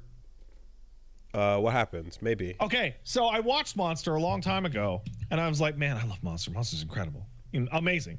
And I'm like, oh, you know what? I'll read Monster, and then I'll get like a better appreciation of Monster. And then I read the first volume of Monster, and I was like, this is fucking pointless. because the anime is a panel It's so faithful. shot for shot remake of the manga. Right. Okay. Yeah. Like every single panel is turned into a scene shot or establishing shot, and every single line of dialogue is there. It's like, oh wow, this is the most pointless thing to go back to after watching the show. It's got music and color. Like, yeah. That's it. Yeah. Okay. I also am starting to discover something about Oda's writing style, which I find to be totally fascinating. And that is, I'm sure. So we make fun of Grimm, right? Because Grimm wants to plan everything, and everything needs to fit everything into a tight little package. And what would this character do? And I'm reading One Piece, and like around volume 13, 14, something like that, I turned a page. And I'm like, Oda changed his mind about where the story was going in between these two grabbing pages. this piece of paper and turning the page. There is a moment where you see a character, and then you turn the page, and the character's hair is down, like they put their hair down, and then you turn the page again, and like the entire narrative has now done a 90-degree turn to go into a completely different storyline for like a year. And I was like, this feels like the most like I've changed my mind shit I've ever seen in anything. Yeah. So I went to social media and like asked people, did Oda just change his mind in the middle of this chapter? And the answer I got back was yes. Their editor looked at a character with their hair down and said, hey, why don't you do that? And Oda went, that's a great idea. And then just went, "Rah!" and just shifted the whole fucking thing over to incorporate this change that their editor offhandedly mentioned one time. There's one of those happens in Vagabond, where there's a character who basically comes to the end of his story arc while they're jumping around to everybody, and they're like, and this person, for this character only, we're gonna jump forward into the future and just show you their peaceful ending. And then we're going to come back to it. And then we're going to occasionally mess around and we'll jump back and forth. Hey, what are you up to over there? And just, you're like, okay, you decided to not commit to that, like that long, slow fade out. So it's fascinating because like One Piece is definitely, it feels like it was written week to week. And the only absolute diehard things that Oda wants to hold on to is where the characters will end. Yeah, which I know that was the case with, that's what I was told was the case with Full Metal Alchemist while it was being written, as with Attack on Titan, right? And there was just like, I know the ending and I know the start, and we'll find our way there. So it seems to be like many mangaka do that kind of thing. Because like I remember hearing people talk about it when the Wano arc started, and it now I realize that maybe they were right. Where like Wano, though, the one that just happened, the one where they're in not Japan, they're in fake Japan for like 30 fucking volumes. People were joking that like, oh, Oda doesn't want to write pirates anymore. He wants to write a fucking samurai story. Yeah, sure. I guess that's what happened. It reminds me of when you're reading Hunter x Hunter and all of a sudden the author goes, I would like to make Yu-Gi-Oh instead of Hunter x Hunter. And then you're watching Yu-Gi-Oh for like 50 episodes. You're like, what? I mean, there's always that part of me that like you try to just, it's like, that deep down when something is successful here, you got to keep it going, and you still want to tell a good story, but it's in your interest to keep you and every one of your assistants fed and paid for as long as possible. And there's a question as to like how long you can stretch that while keeping the quality of the content high. Many manga are not able to do so, but giant, distracting, wildly tangential arcs are. I mean, that's. I guess as long as it's good and at the end it means something, sure. So yeah, that One Piece is great to read. I love it. Good read. Way better read. It's still like sprinting by. Like it's like Nice. Yeah. its reputation as like a slog because of the anime is like depressing, because it is like at where I'm at anyway, it's going as fast as it can possibly go on every page. Yeah, well, I mean, so in general, the speed of reading is like a lot is on how long you linger on a given spread, right? Yeah, no, it doesn't. It doesn't linger on shit. I mean, I was talking like Chainsaw Man. That was one afternoon. Like I hit the limit and didn't realize how fast I got there.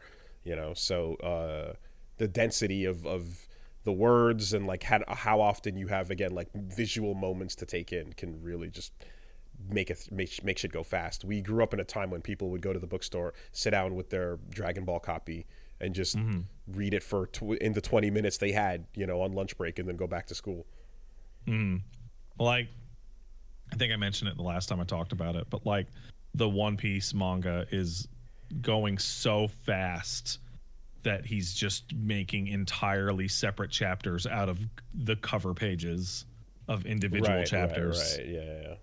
Which were never animated, which apparently causes some confusion if you're only watching the anime, because characters will come back years later very different. But you've been following it in the chapter titles. Yeah, but covers. those chapters were never animated, so the person just comes back out of nowhere and goes, "Hey, I'm back." So like Buggy's a really good example, right? Buggy right after where the TV show ended, the live action, Buggy comes back and he goes, "Hey, I'm Buggy." Ha ha ha, right? Which is a big surprise if you're watching the anime, but not if you're reading the manga, because he had 25 pages of bonus chapters spread out on the covers as to what he was doing. Like,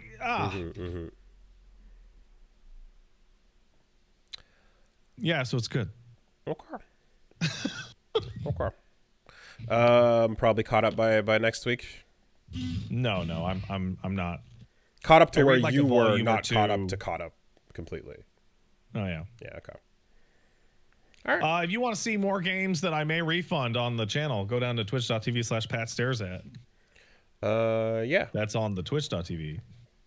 Yeah, this week on Woollyverse is going to be, doing that last sesh of FF9 and probably going back to some more Sacred and Terrible Air for a quick 1-2 on Wednesday and Thursday.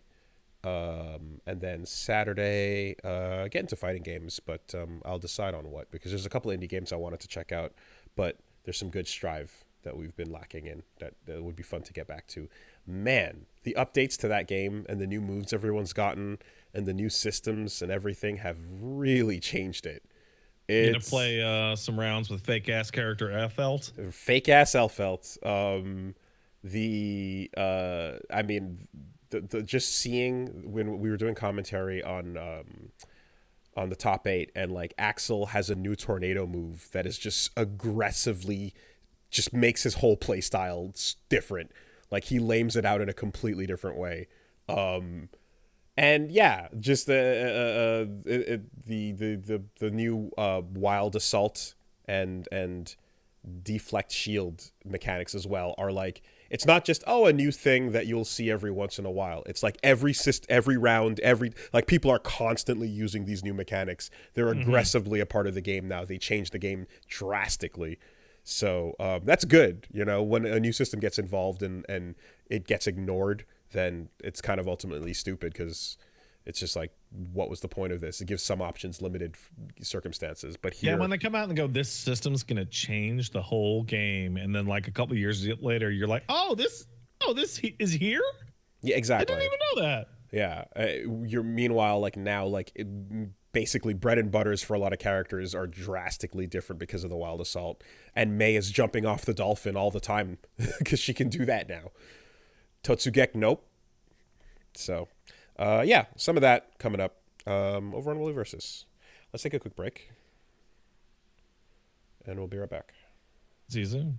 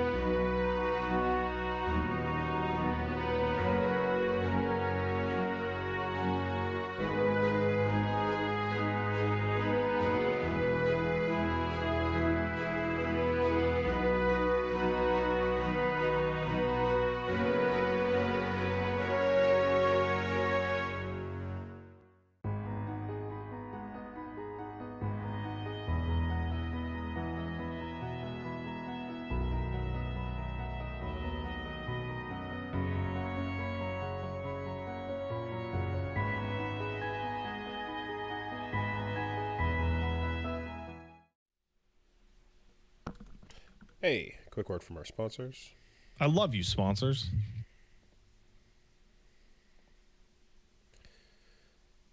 Castle Super Beast is sponsored this week by HelloFresh, the place to go for your farm fresh ingredients, pre-portioned, seasonal recipes, all of that good stuff delivered right to your doorstep. I'm sure as you are in the holiday mood, holiday food, holiday everything is, going to be around you. You might be thinking about like what damage leftovers can do. Well, They can do damage. They can do damage, and sometimes the leftovers aren't in a particular state that's fit for sometimes it's a little less fresh than you thought it was when you took it home. There's a couple of times I remember I would take home some gravy, and then the gelatinous state that gets into is one of questionable nature that I would probably not want to actually end up using, especially if you wait a little too long on it. So don't leave it up to question. Don't leave it up to chance. Get yourself fresh food delivered straight to you, and in particular, you can get the stuff that makes it easy, affordable, fun, and that's HelloFresh. They've got a regular selection that you can choose from. Every time you want to get something delivered, you can get your choices mixed up. If you want to go with vegetarian, if you want to go with vegan, if you want to go with calorie smart or protein, whatever your different options are, you can switch it up for your dietary preferences. You can get yourself in there with breakfast as well. In fact, they have a promotion, breakfast to all subscribers, free for life. That means you can enjoy a free breakfast item with every single HelloFresh delivery.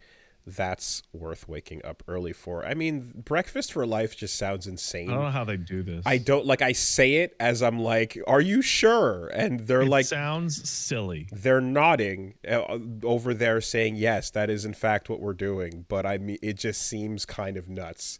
But that's wild. You are getting an offer for breakfast for life. Those are the words. Damn. I mean, what a deal.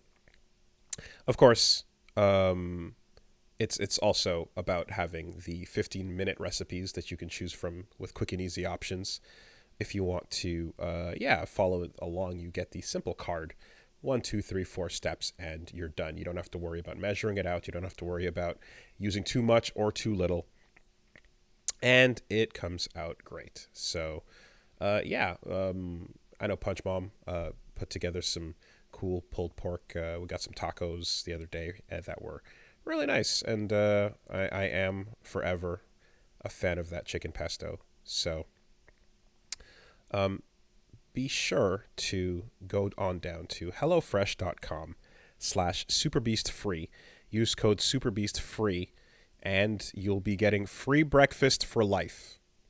1 breakfast item per box while subscription is active. That's free breakfast for life at hellofresh.com/superbeastfree with code superbeastfree. That's America's #1 meal kit. Insanity. Wild. Unhinged. What a deal. Thanks, HelloFresh.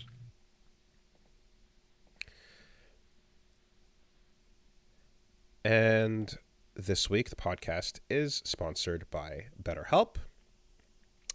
If you are someone who has been considering therapy, if you've been trying to figure out if you want to help get some of your thoughts in order and you think that talking to someone might help, BetterHelp is a great service for that. In particular, you can very easily try out a therapist and see if it's going right for you. It's, of course, online. You're able to talk to somebody and not have to worry about the appointments and the real life office and setting up and however the appointments might affect your schedule. It's much simpler and easier to be able to try that out online. Convenient and flexible, suited to your schedule. And yeah, you'll be able to fill out a brief questionnaire, get matched with a licensed therapist, and you can switch them out anytime with no additional charge as well. I know a lot of people who've benefited from therapy. It's something that, more and more people are considering. And if you are someone that has been thinking about it, you can give that a try. The way to do that, in the season of giving yourself something that you might need. If you want to try out BetterHelp, visit betterhelp.com/superbeast today to get 10% off your first month. That's BetterHelp, HELP.com/superbeast. Thank you. All right. So it seems like over the last 7 days or more, the name of the game has been leaky faucets, dripping pipes, and all kinds of hacks. Cybersecurity is important. The types of hacks that like usually occur in games are the ones like the story that came out about the Nintendo employee's kid who was behind the Smash Brothers 3DS roster leaks. Someone worked at Nintendo, and they had their son was able to access the files that showed off who was going to be in the Smash Bros. Because they left their laptop open at home. And that of course led to them sharing with their friends, which led to their friends then going and posting about it online. And from my dad works at Nintendo. Literally from my dad works at Nintendo to 4chan to then it spreads. And unfortunately that once the Nintendo figures that out, that person gets fired, because of course that's what happens, right? Mm-hmm. That is usually the way we kind of find out about these things, and you're like, oh wow, that's some wild news, here's some artwork of the characters or whatever's going on. Mm-hmm. Of course the difference between that and and literally every single thing we're going to talk about now is the part where the motives of the people involved aren't necessarily to just drop these, hey, did you know that Little Mac is going to be in Smash Brothers?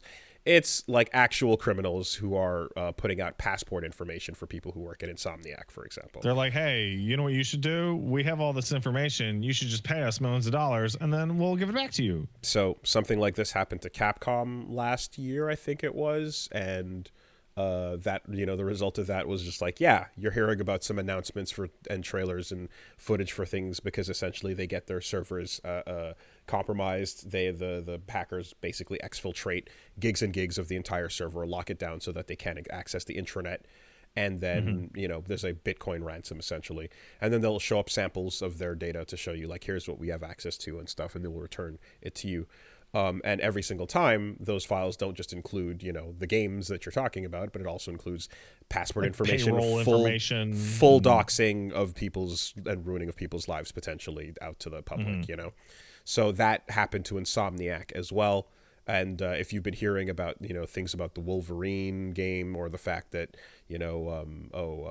Sunset Overdrive only made like $500 or whatever the case is, it's all because it's packed inside there with this other like life-ruining shit that these hackers have been putting out there as they're trying to extort Insomniac. It's just like with the Capcom thing. It's like, I think there's a general, there's a vibe you get that everyone's kind of aware of, where they're like, oh, it's not like, yeah, cool, fun video game leaks, but when people's lives are being fucking destroyed because of like passport docs and social insurance numbers and all that coming out, it's like those things are not being treated the same way. The rumors are not really being like, hey, everyone, go check out those files and download them and be sure to go look and see for yourself that footage, because these are people that are fucking having to scramble to save what they can of their security and their privacy, and that shit's fucking garbage every time.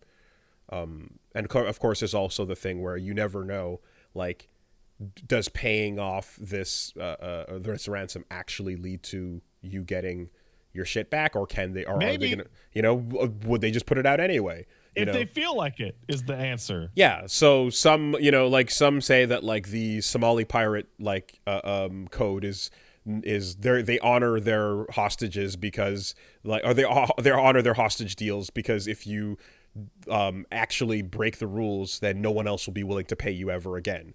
So the whole ransom only works if you actually give people the thing or whatever. But you never fucking know, man. You literally never know.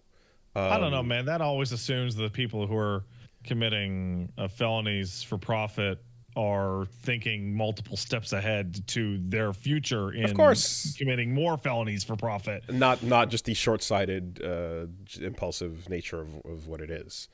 But yeah, that's basically what happened with Insomniac. And then from that, they're led directly to the Rockstar stuff as well, because the Rockstar one gets even more nuts because that was a leak that happened a while ago. Mm-hmm. In particular, there was the so okay, there's two parts to this. One, the source code for GTA 5 apparently that's the new leak is currently happening alongside GTA 6 Python code as well as Bully 2 files. People were able to confirm that they canceled 8 DLCs for GTA 5 and a bunch of other stuff that was a part of that. Yeah, no, they canceled Bully 2, they canceled 8 GTA 5 DLCs and something else. So they could do GTA Online. GTA Online was more profitable than working on the extended campaigns and such. One of those was GTA Tokyo. Well, that means dollars to dollars and cents to cents, man. If GTA Online is where role players are currently fucking spending bank to keep that shit online, then they're going to keep their workforce pushed towards that service than the single player shit, you know? Like, yeah, they just redirected all their efforts from that, so it would seem. But the wilder part of this from before was the guy who released the GTA 6 trailer. Like, so what we saw was like, oh, GTA 6 trailer is online. Someone hacked it. Someone hacked in and was able to get it off their servers. And then they basically responded by releasing it officially within an hour or two, right? Mm-hmm. Just being like, okay, well, fuck it. We're announcing it officially. Yeah. Which is, ultimately that's the response that does make sense, providing that the footage is actually done, Mm-hmm. Although people do always show off these side-by-side comparisons to go like, yeah, here's Red Dead in the trailer, here's Red Dead in the final. Like, it still looks a lot better later on. What then came out afterwards was that the hacker in particular was already on probation, and he leaked and he hacked into Rockstar and leaked that footage when he was out on bail for hacking NVIDIA and BTEE, and he was staying at a hotel under police protection, and during that time he managed to carry out the Rockstar hack with an Amazon Fire Stick, a smartphone, a keyboard, and a mouse. And the TV in his hotel room. Fucking insane, right? A Fire Stick. So, this is then... This kid is having a time of it. Yeah. So, first of all, of note, they're an adult. They're 18 years old, which is why their name is out there. But I don't really feel any particular need to use it. This guy has been sentenced to an indefinite hospital order. The reasons given are because of apparently he was violent in custody, and and I guess in violating the probation, he continued to indicate that he would continue out cyber attacks and would want to continue doing so again. And so such. there's a. I dug into this a little bit. It's very complicated because the first thing that you see is guy hacked Grand Theft Auto, in jail forever. Yeah, there is a logic to it, and it's very sad. I'm curious because in hearing about that sounds like the most fucked up type of thing. All right, so to get first things first, that for some reason it's not being reported in these news stories, but it is like a matter of record. He also stalked women in the past. That's also part of the guy's desire to commit crimes. So he hacked NVIDIA and got caught. And then on bail, hacked Rockstar, right? And they then arrested him again, and his bail was revoked. And he got a mental health evaluation because he's got very severe autism. And the question was whether or not he's competent to stand trial. And the answer is, I'm not super sure how the British system works, but he is not competent enough to judge his intent, only whether or not he did it. So he was judged guilty as that he did absolutely do it, he's red-handed. And then in subsequent mental health evaluations, he attacked staff and everybody at the jail and broke a bunch of shit. And then in his evaluation, the way that it is written in these news articles is he expressed a desire to get out of jail and immediately resume his hacking activities. Right. Which, judging what I know about like the evaluation of somebody who's on trial and has like an autism diagnosis, likely what happened is they said, what are you going to do when you get out of jail? And he said, I am going to start hacking things again as soon as I am out of jail. And they went, you can't do that. And he said, I am going to hack things as soon as I am out of jail. Yeah. So... Yeah. So and so the thing is that the way this is worded here is it says he's required to stay in hospital prison for life unless doctors determine that he's no longer a danger. Is this the type of wording that is basically like, is it a matter of there have been other cases like this and typically there is a point at which they go through I guess the system and there are doctors that evaluate that they are no longer a danger, or are there people who have been put under this that have been basically locked up for life and that are still under that? Because I still can't see how like a life sentence is like, that seems insane. So it's a really strange interaction of the mental health profession and the justice system. So it's like parole, right? So say you get 30 years and you could have parole with good behavior for 15, right? It becomes your job to convince your parole board that you are changed after 15 years so that they go, oh, further attempts at rehabilitation, so further jail time or prison time would be pointless on a societal thing, so we'll let you out early, right? Because there's no reason to keep you in jail, right? This is why it's such a big deal in the justice system that people admit and take responsibility for their guilt in the parole system. Because if you won't even admit that you did it, you obviously haven't come to terms with it, so we can't parole you, which obviously falls apart if the person actually didn't do it. You now have to perform a like contrition for something that you didn't do because you were wrongfully convicted. Yada, yada, yada. The mental health system is similar.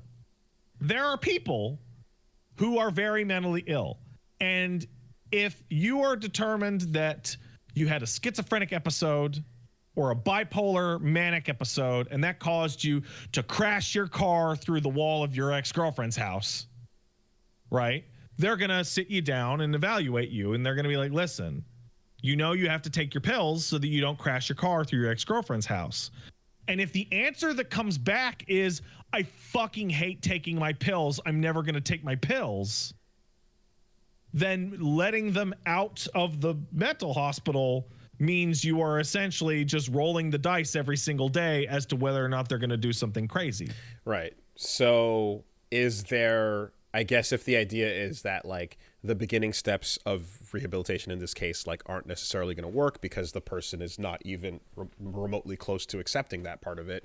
And if there's nothing you can do besides keep them away from the things they will use, I guess, to, well, if we're talking about like shit like stalking added to it as well, which I didn't know about, that's another dynamic that is directly endangering other people beyond just hacking and whatnot, which So take another level of gravity for certain.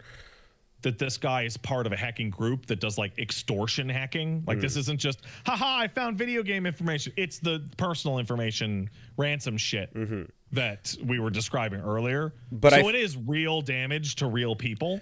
But but I think the eyebrow raise at the incarcerated for life kind of sentence is warranted, given that it's like there's a fun. By fun, I mean like kind of depressing, but goofy variation to this. So if you happen to be, if you get to dodge the criminal justice system and instead interact with the mental health system during your sentencing, i.e., I had a fugue state, I went through a manic episode, I was in the middle of a schizoid break, I was suffering from dissociative identity disorder at the time, etc., right? You're going to be moved out of culpability and into treatment, but treatment can last forever, right? So much like convincing your parole board that you're rehabilitated, it now becomes your responsibility to convince your doctors that you're no longer crazy, or at least no longer crazy enough to commit crimes.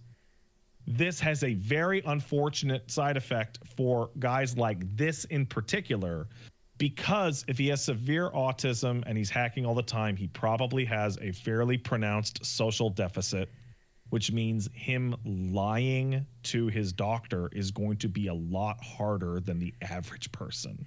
Yeah, so I guess the question is, right, if the term is not for life, but if it's indefinite, right, as being specified, is there going to be a situation where the person is like not any better, and we fast forward a couple of years and they're still go inside the system here? Is there a point where the doctors and caretakers that are involved with them eventually move them into something that is like not quite fully incarcerated, but you have perhaps no access to computers or things that you would use to further perpetrate, but there's still it's complicated in this particular instance because if you read it carefully, he's not in a mental hospital. He's in the hospital ward of the prison, which is different because the reason why he's not in a psychiatric facility, which sucks, but is instead in the hospital ward of the prison, which sucks way worse, is because he attacked all those people while in processing and in jail. Yeah. Trying to convince your once every 6 months shrink that comes to evaluate you that you're not going to commit crimes when you're receiving no treatment in prison, he's not going anywhere. Probably not. Yeah, I guess it just, that I understand how the insane specific nature of this creates a situation that seems like you can't begin to really fix the issue. It's just the bottom line ends up going back to but does that result in his life being taken away, right? Yeah, probably. Part of getting out of jail is telling people you're not going to commit crimes anymore. And if this is something that happens in the UK, because this is a particular to there, I'm like, what's the precedent for this like, and are there other versions of it that you can see similar examples before with what indefinite usually kind of turns into? But I would say that this guy's best shot at actually getting out of jail is to acclimate to his current situation so that he's not having violent outbursts, at which point he might be able to be transferred to a psychiatric facility and then stay there long enough that he gets released on budget cuts to that psychiatric facility. Christ almighty. That I genuinely think that is his best shot at getting out of jail. That's fucking disgusting. And the version of it where you increase the you introduce stalking and like again the violent nature of everything that was being reported there into the situation changes how particularly bad you're going to feel for someone who's like that, right? It's just, what's the, is there a point where they kind of go like, well, there's not much we can do here, like shut the key, turn and forget about it, or introduce something to be like, all right, you have somewhat of a life, but you are not able to access any technology or people that you can harm in this way, and or figure out the part of it that I don't know. I'm gonna say that if this guy is being classified as non-culpable by a British court and their psychiatric system because of his autism, then it's probably pretty severe. And if that's the case, I don't think this guy's ever going to want to stop hacking because it's what he's interested in. I guess the end result ends up being a question of like, can that result? Because I guess the thought is when you're in prison for life, usually it's over like a murder or something along the lines of where the consequences are basically like, in some cases it'd be capital punishment, right? But if something like this can, through a series of like weird side doors, end up being effectively life imprisonment, I mean, that seems wild. It's one of those extreme things that it was like a kind of a joke in like the 90s of like this is the plot of One Flew Over the Cuckoo's Nest, which is, hey, saying you're crazy and you did it because you were crazy to not go to prison can have horrific bad side effects, because the mental health system has no need to allow you to leave ever,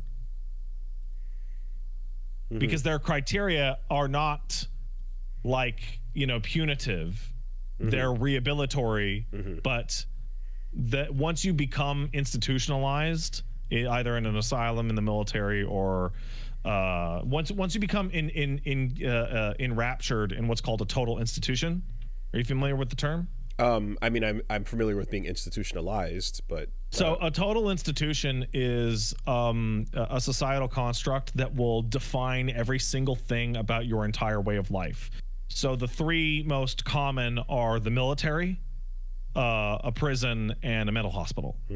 Right? Okay. So every single thing about your life is going to be defined by other people, and it's going to be prescribed, right? Once you become totally institutionalized in one of these perspectives, every single thing you do is now going to be viewed through the lens of somebody who's institutionalized. So, for example, back before a bunch of asylums got shut down in the United States, you could take a video camera down and they'd be like, oh, Jimmy's crazy. Why is he crazy? Well, all he does is get naked and stamp his feet all day in his room and yell. And then you look deeper into this gentleman. It's like, oh, the staff is abusive and they don't feed him. And every time he acts out, they take away his clothes and he's in a completely bare room suffering from a schizophrenic episode. So yeah, all he has the power to do is stamp his feet. They go, well, he's totally lost his mind. He's crazy. Like, that dude's just in a pit, man. What do you expect him to do? So once you become stuck in the crazy house, it gets really hard to convince people you're not crazy. Because they go to work and they're like, I'm going to deal with the crazy people. And they're all trying to tell you that they're not crazy so they can leave. Damn, though, did you see that alligator walking into the 7-Eleven? That was crazy. Holy shit, that's crazy. I can't believe it. I can't wait for GTA 6, man. Damn, what a game. Florida, it's happening. Back to Vice City we go. Wow. Look at that. But yeah, no, it's a sad situation, but I don't know what other possible options there are at all. Yeah, it's fucked that like you can sideways and end up in something like that, where it's like, it's the way the system is, and it's like, sure, but if like it would be great if there was a way where you couldn't like have a sideways life sentence that is not a life sentence, but it's just a matter of the checks and balances have led to one where you are effectively living out a de facto life sentence despite not being because like this guy right, he's too unstable to be housed in the regular mental hospital, but he needs treatment which he can't get at the prison, and you can't put him in the prison because he's not legally culpable. Yeah, so he each can't step just serve out a sentence. Each step checks out. Each step I follow every step, and we still end at the same result, which is like, that's fucked up. Like, I get it. Yep, checks out. That's still nuts, So the only thing you can say is that, like, at least this guy's particular need is to hack shit and not like blow up buildings or set fires. Yeah. Again, if you're talking about not punitive sentencing, more so focused on rehabilitation, and then it's like, okay, rehabilitation is not possible. Like, yeah, no. Hey, man, guess what? The phrase rehabilitation is not possible becomes incredibly ethically complex.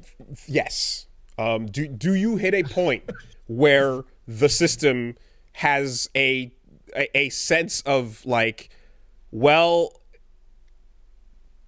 it would not be correct to leave this person indefinitely jailed, and at the same time they have done enough harm that they need to be kept away from society for the society's safety, for what they do? And is there a version of an in-between that is once again a house arrest with no access to technology, or are there different steps you can go to where you pull it back from the idea that the person is literally in a cell forever? That is that's definitely gonna improve their mental health. So I don't know, and obviously not equipped to fucking look to give you further answers on how the UK system does it, but yeah, I don't know much about the UK system, but I'm under the impression that they're fairly strict, at least compared to the Canadian system. That was a double take and a half when that update came in. I was like, holy shit, like, this dude is super fucked up, but also like, what the fuck with and then every country has its different system, and they're all fairly interesting in their own ways. Like I think it was Sweden. There's like mandatory maximums that are like fairly low, but a judge has to let you out. Like, you must go through the country's parole system. Meanwhile, Capcom and Nintendo are like, so you're not going to execute him out back then? You're saying that you have him and you're not going to take his life? Just execute him. Yeah, no. I guess if you want to pay for food for multiple years. There's a lot of looky-loos sitting inside Virtua Cop cabinets at the bottom of the Tokyo Bay. Just in the bottom of the cabinet and dropped in, sunk to the... Yeah. Perfect. God. So yeah, that was the particular fucking insane one there. But leaks left and right. Besides all the leaks, we have some nice wholesome news. We got some good news. Oh, well, before we move on from the leaks, there is some information contained therein that is of note to people in this field. Not in terms of like, hey, do you want to look at this Wolverine gameplay? Yeah. I mean, in the Slack messages of Insomniac people going, boy, we're wasting a shit ton of money on this Spider-Man game. What the fuck is going on at Sony? In particular, there was like the spreadsheets about what games cost and how much they're expected to make back. And devs describing how, like, we spent over 3 times as much on Spider-Man 2 as we did on Spider-Man 1, and I don't think any of the customers can tell the difference. Wasn't the conclusion effectively that any attempt to run their own IP was doomed to fail, so from now on they have to be the Marvel company? Well, that's because Ratchet and Clank lost money. And Sunset Overdrive broke even. Yeah. literally. I think Spider-Man 1 costs like 10 times as much as Sunset Overdrive, though. And so now they're talking about like splitting games into 2 parts to sell for $50 to somehow help the budget. And it later came out in an interview that like a bunch of missions in Spider-Man 2 near the end got cut so that they could keep the Mary Jane missions. Which I will say is that was the wrong decision. Whoever had the final say on that was a bad move. And basically it's just like people internal to Sony going like, we are spending so much goddamn money and our projections are so high that if we do anything other than sell like a long tail of 20 million, the fucking studio's gonna go under. Well, if you cut a $50 game into 2 purchases of $50, I mean, really, you can. Why do that when you could just go for the Sony 2027 plan for just getting games right up to $100?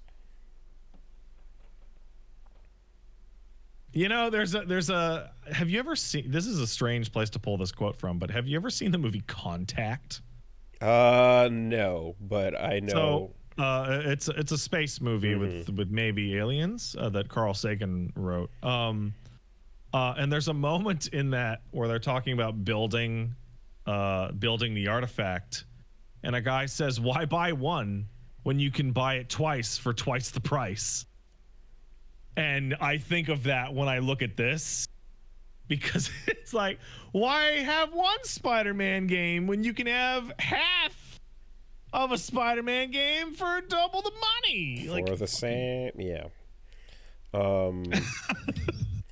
Yeah, so again, like in terms of leaks, continuing that, the Sony or PlayStation leaks include details that Sony wants to bump things up to at least 80 to 100 from 2027 on.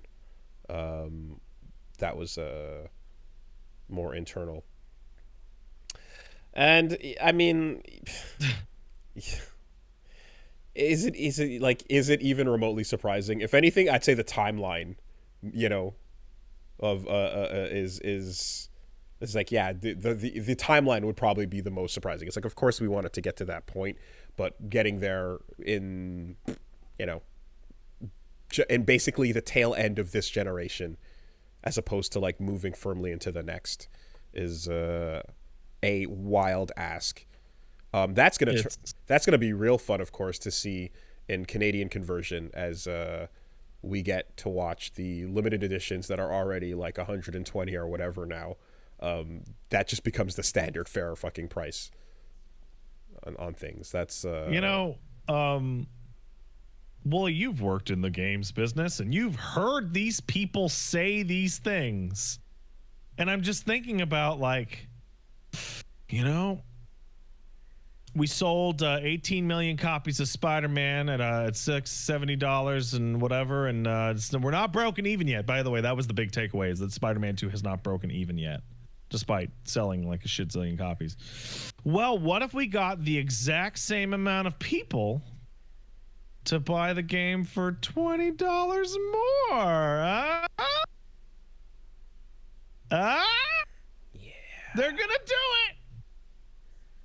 They're not gonna do it. They're just not. Can we just find the graph that Sony puts up and then just get the like projected wage increase over the last century and just drop it on top of it? and just look at the lines and see the funny shapes that they make when they sit next to each other. I was really thrilled by the way that this week's stories panned out, because like my takeaway from this week is that waiting over a year to buy Midnight Suns with all its DLC for $30 was the best thing that happened to me playing games over the past 2 weeks.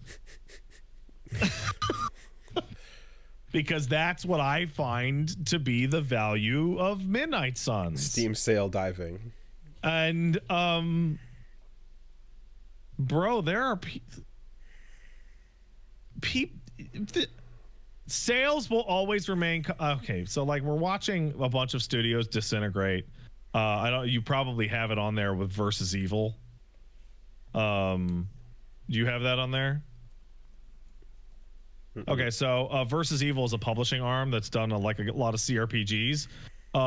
Fucking like 2 days ago. No, sorry, on the 23rd, they all got laid off. Oh, the Pillars publisher. Yeah, the 23rd of fucking December, they laid off like 1,100 people because they, well, for one, Versus Evil won a lawsuit against their parent company. Tiny Builds? They won a lawsuit against Tiny Builds saying, hey, you actually never paid us for a bunch of shit.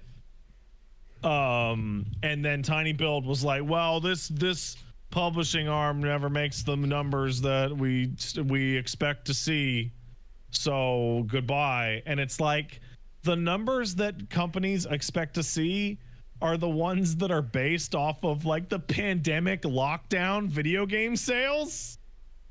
You know, the one where people were forced to stay inside their house and play video games by law? Man, nothing's gonna compete with that. Like, what?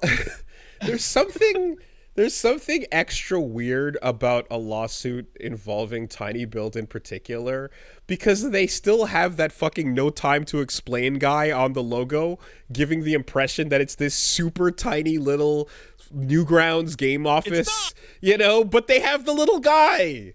So they're like anything they publish must be super tiny too, and it's not. It's Tiny Builds, tiny games, tiny little office for tiny things. Like, it just gives off that fucking impression. Like, Jesus Christ, man. Well, that's fucking garbage. So I got to see a variation of this. There was a gentleman who works at New Blood. I forget which one. Who made Iron Lung?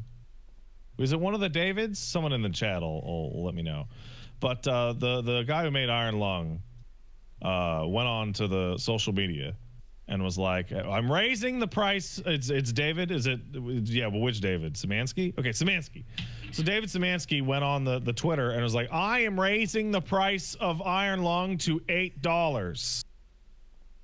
And people started getting all shitty. He's like, you're just doing this for the money. And then he made a big thread that's like, yes. Mm-hmm. I'm doing it for the money. Mm-hmm. I think Iron Lung is really good, and I want more money, so I raised the price of the game that I made.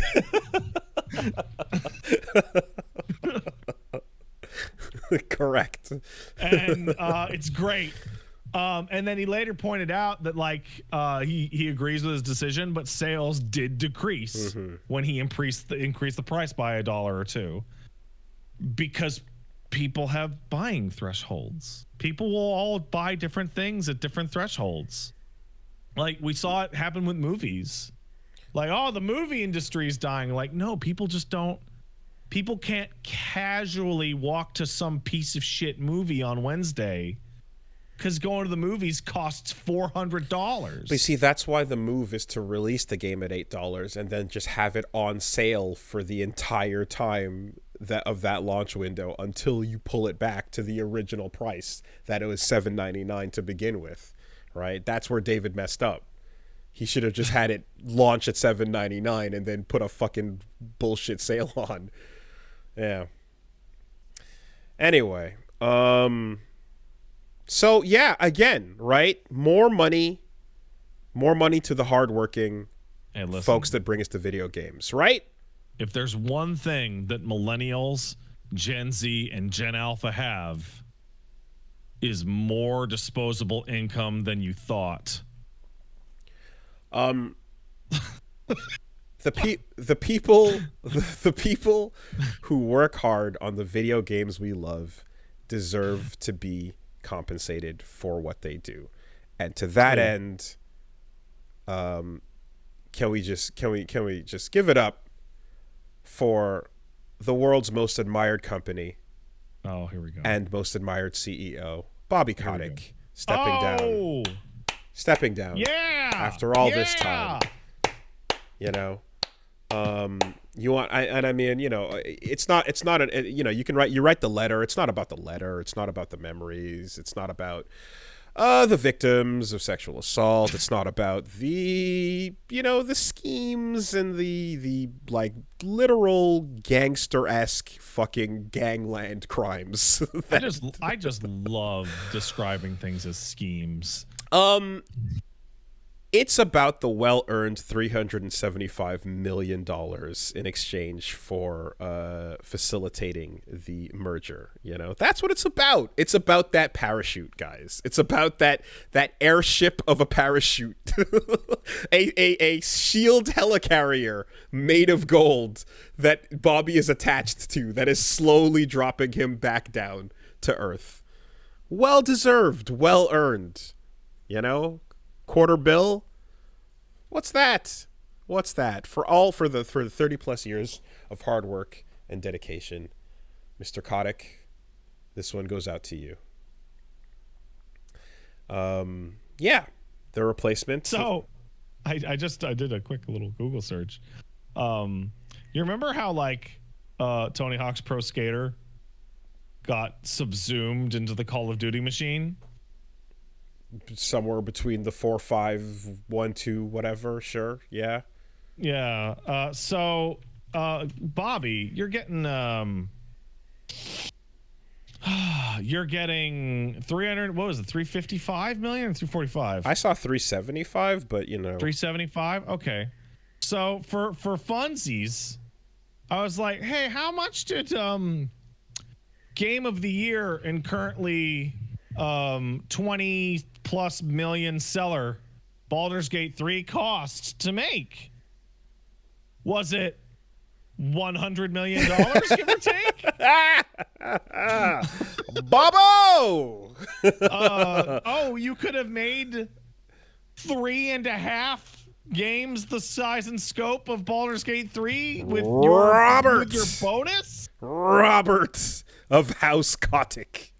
You could have made, as we were talking about before, you could have made 1.2 Spider-Mans. Or if you want to get low stakes, you could make, let me get the calculator out of here. You could have made 85 games the size of Pillars of Eternity 2. At the budget of $4.4 million. And no one makes him like Bobby, man. You did it. Could you imagine if instead of that, fucking Blizzard and Activision had put out 25 more games? Hey, he won. Bobby won. And they did it simultaneously, like yesterday. They just put out 25 spin-offs. You want to talk about fucking indefinite incarceration? Oh. This dude gets to go fucking just... who knows? Just you can disappear and you can literally just fuck off. I'm sure he'll be chiming in every now and then just to slap an ass and keep everyone in line. Just keep the culture a little bit in place before it changes a little too much. You can't have anyone thinking their ass might not get slapped. He did it, man. He got the fuck out. He held the line. He weathered the storm. He gave no fucks. The merger happened. The governments tried to stop it. They did not. Shame on you, government. Entire nations could not defeat it. Trying to stop my hustle. Bobby Kotick with extraordinary gratitude to the extraordinary people. So yeah, if you want to go read on his history as a gamer, you can go check out his farewell letter and pour one out to a legend. I feel like it's in addition to this as a sub story. I don't know how to even describe it, but every single company in the United States is absorbing itself into a different company. and like all of them result in layoffs, and Oh yeah, like every single one. And you try and bring that up, and the fucking smooth brain response is, well, Goku can hang out with Wolverine. Oh, dude, it'd be so good. And then you're like, then you point out that, like, yeah, okay, but then that doesn't even happen. Like, the thing you're potentially excited for isn't even going to happen. yeah, because the merger is less of a handshake meeting of the minds, and it's more of a, we jumped off of our sinking ship. Do you have room on yours before the collapse? You know, if we tie both of our sinking ships together, they'll float. Because they're bigger. You know, like Wolverine jumped aboard because there was fucking nothing behind him, and this is the only place left to go before it's all swallowed up. But yeah, good feels, good times on that. You know, it is interesting though, because at the same time as, like, as you know, we're talking about all that, there was a where is the exact wording here? Yeah, okay, so China has always been different when it comes to gambling and gacha rules. You could say China is built different. I would say that is an accurate statement. Built different. Yeah, and one thing is that because of their rules on transparency, there have been things where loot box percentages and such have had to be made transparent. Although, of course, not in every territory, only in the ones where the law applies. So something else that has changed recently is, in addition to the random probability stuff that they've had, gacha games with features that tempt players into spending will be outlawed, such as top-up bonuses, purchasing in-game currency, or when purchasing in-game currency, cumulative rewards for buying in-game content, and stuff that's usually daily login rewards and things like that. So, yeah, these new rules are, first of all, I can't read Chinese, and most of you can't either. So we're stuck going on like the ABC or Variety or CNBC's, like, you know, their guy translating it for it. There are so many new rules for games in this legislation. It is so funny. The stuff that I'm seeing reported and translated, particularly, are the things that pertain to gacha. So here's the fun part. As we were describing this, people are saying they've already rolled it back. But then when I try and search for that, I can't actually find a single source. And I'm going to assume that's because I can't read Chinese. Okay. Yeah, I'm seeing. I mean, there's literally just Twitter accounts that are doing their own translations, and then there's a couple articles on it. There's one indicating here that, like, this might mean battle passes, in general, will be, like, heavily affected and such, based on the incentivization. So basically, it's a lot of anti-gambling practices being put in place. You know. Yeah, there's a lot of stuff in it. Daily logins are out. There's the one that my eyes bugged out of my fucking head was that anything that you can roll for or try and get a loot box for, every single item inside has to be directly purchasable.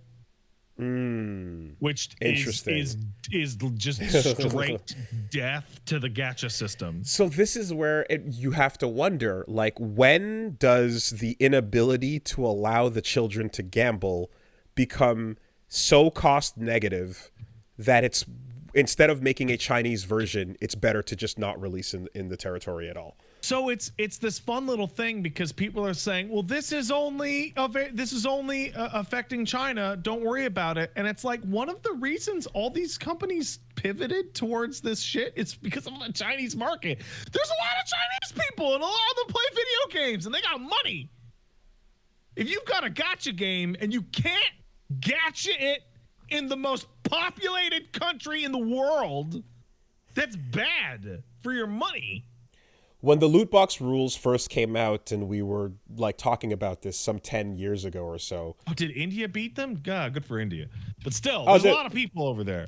When we were first talking about the ruling on loot boxes and shit, like fucking a million years ago, I remember it was like, okay, so this is how we're able to figure out what the percentages are for any given whatever, like, you know, Overwatch and so on. But like the hopes that would like catch on and become something that other countries started to implement did not become the case. No. Australia has always been pretty, you know, stringent on it, and they had their own thing as well when it came to like just game ratings and so on. And we've seen the UK go back and forth a couple times with stuff with that, but like there's never been anyone that like straight up had it that just took what China was doing with that and forced those percentages. So, you know, you have to assume that, you know, lobbying, backroom deals, etc., yada yada, there's enough money exchanging hands that no one else is going to be forcing game companies to be transparent about their gambling practices, percentages, and reducing any of that. In this case, they kind of like were like, okay, that info's out there, but we'll just treat China as a different territory, have a different version of the game. You know, this stuff, like you said, it gets closer and closer to completely nullifying the purpose. You know, so like for example, let's take Genshin Impact. Right? Sure. Oh, yeah. Probably the most popular gacha game in the world, made in-house by a Chinese company, by MiHoYo. So they would be overtly, directly affected in every single way. They're huge in China. They're huge out of China.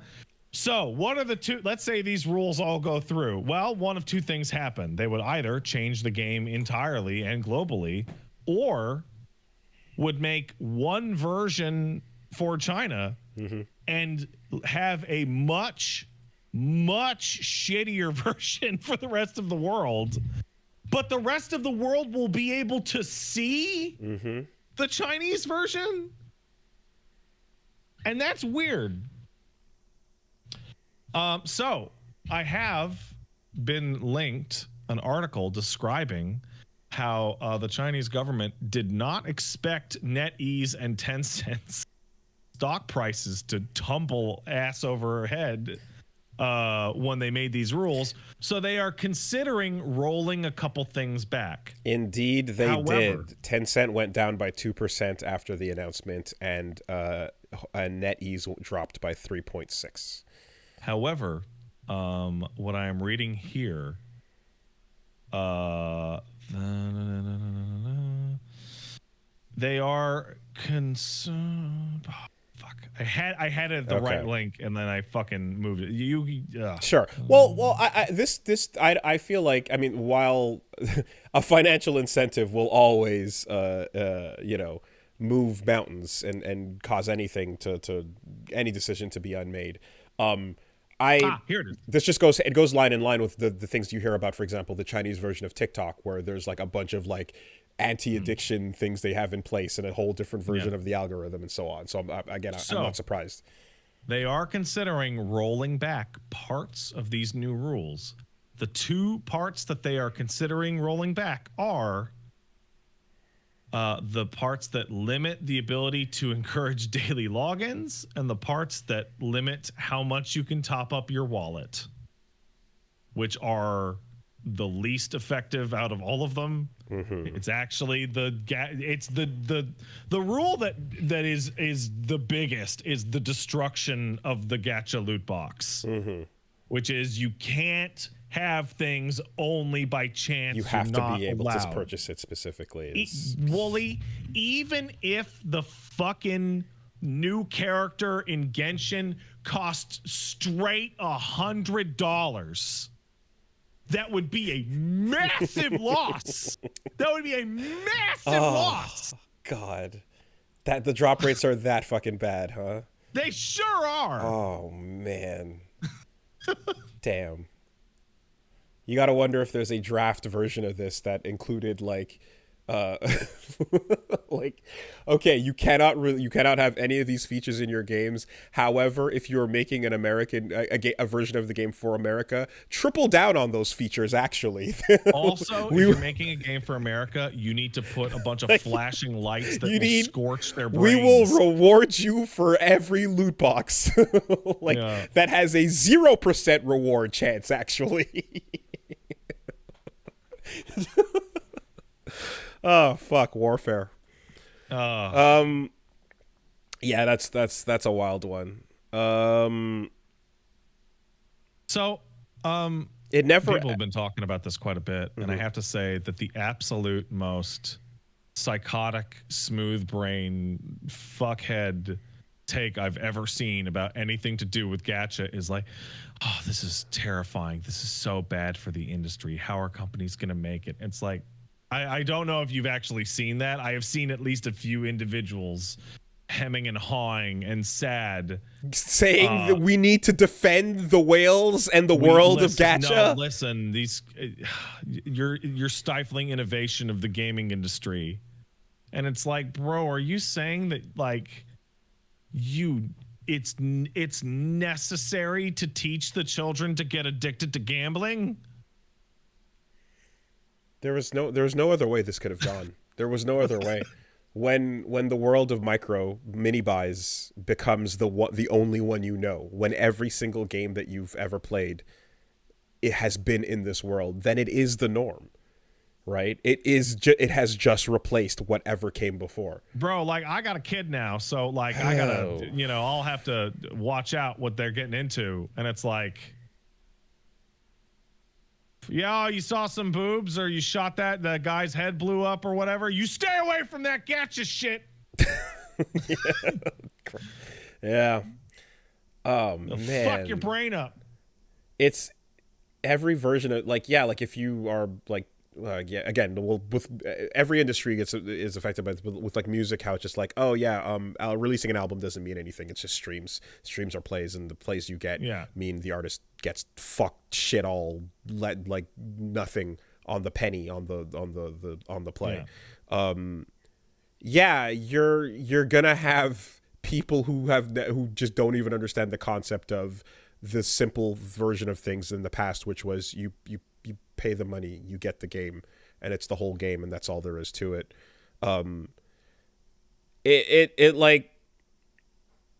Anyway, I haven't seen any of that shit. It's not surprising to hear that it exists.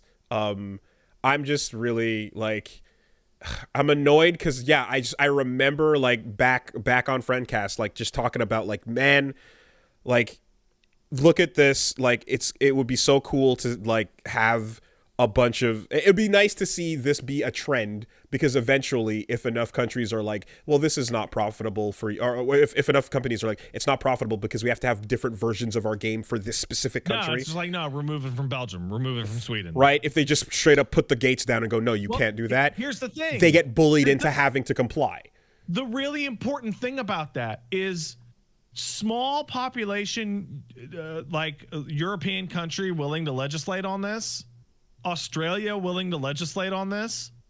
Who gives a shit? How many from a capitalist product perspective? What are those numbers? How many people are you selling video games to in Australia? Sure. Right? Yeah, we'll take the hit. Yeah. Right? Yeah.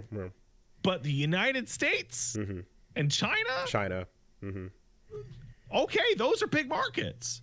And the US will never, and I mean never, do anything.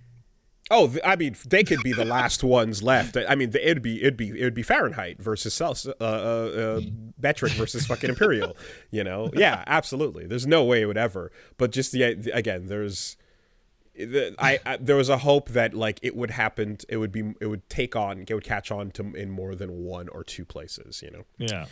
Anyway, beyond that, here's hoping that the fascist dictatorship of China can make such a global impact that video games become a little bit better over here.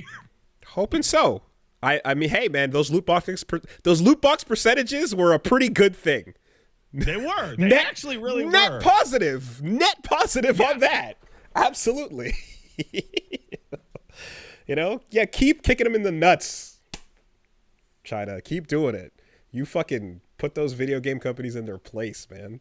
Someone's got to do it. There you go.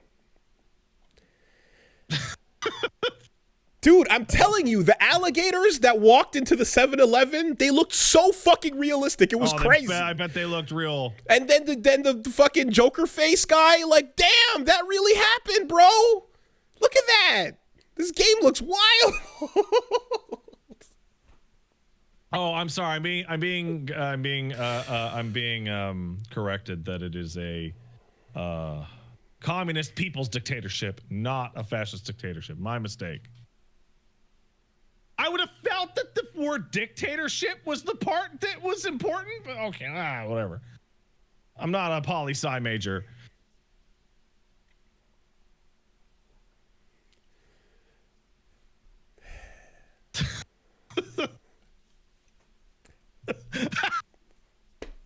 You know when there's like 19 directions you can go in and you're just... I know. All right, we are going to just move. Oh! All right. Someone has done some digging, and no. It's hey, no, we don't gotta, no Nazball, nothing. Okay, we move forward. Someone has been doing some digging. And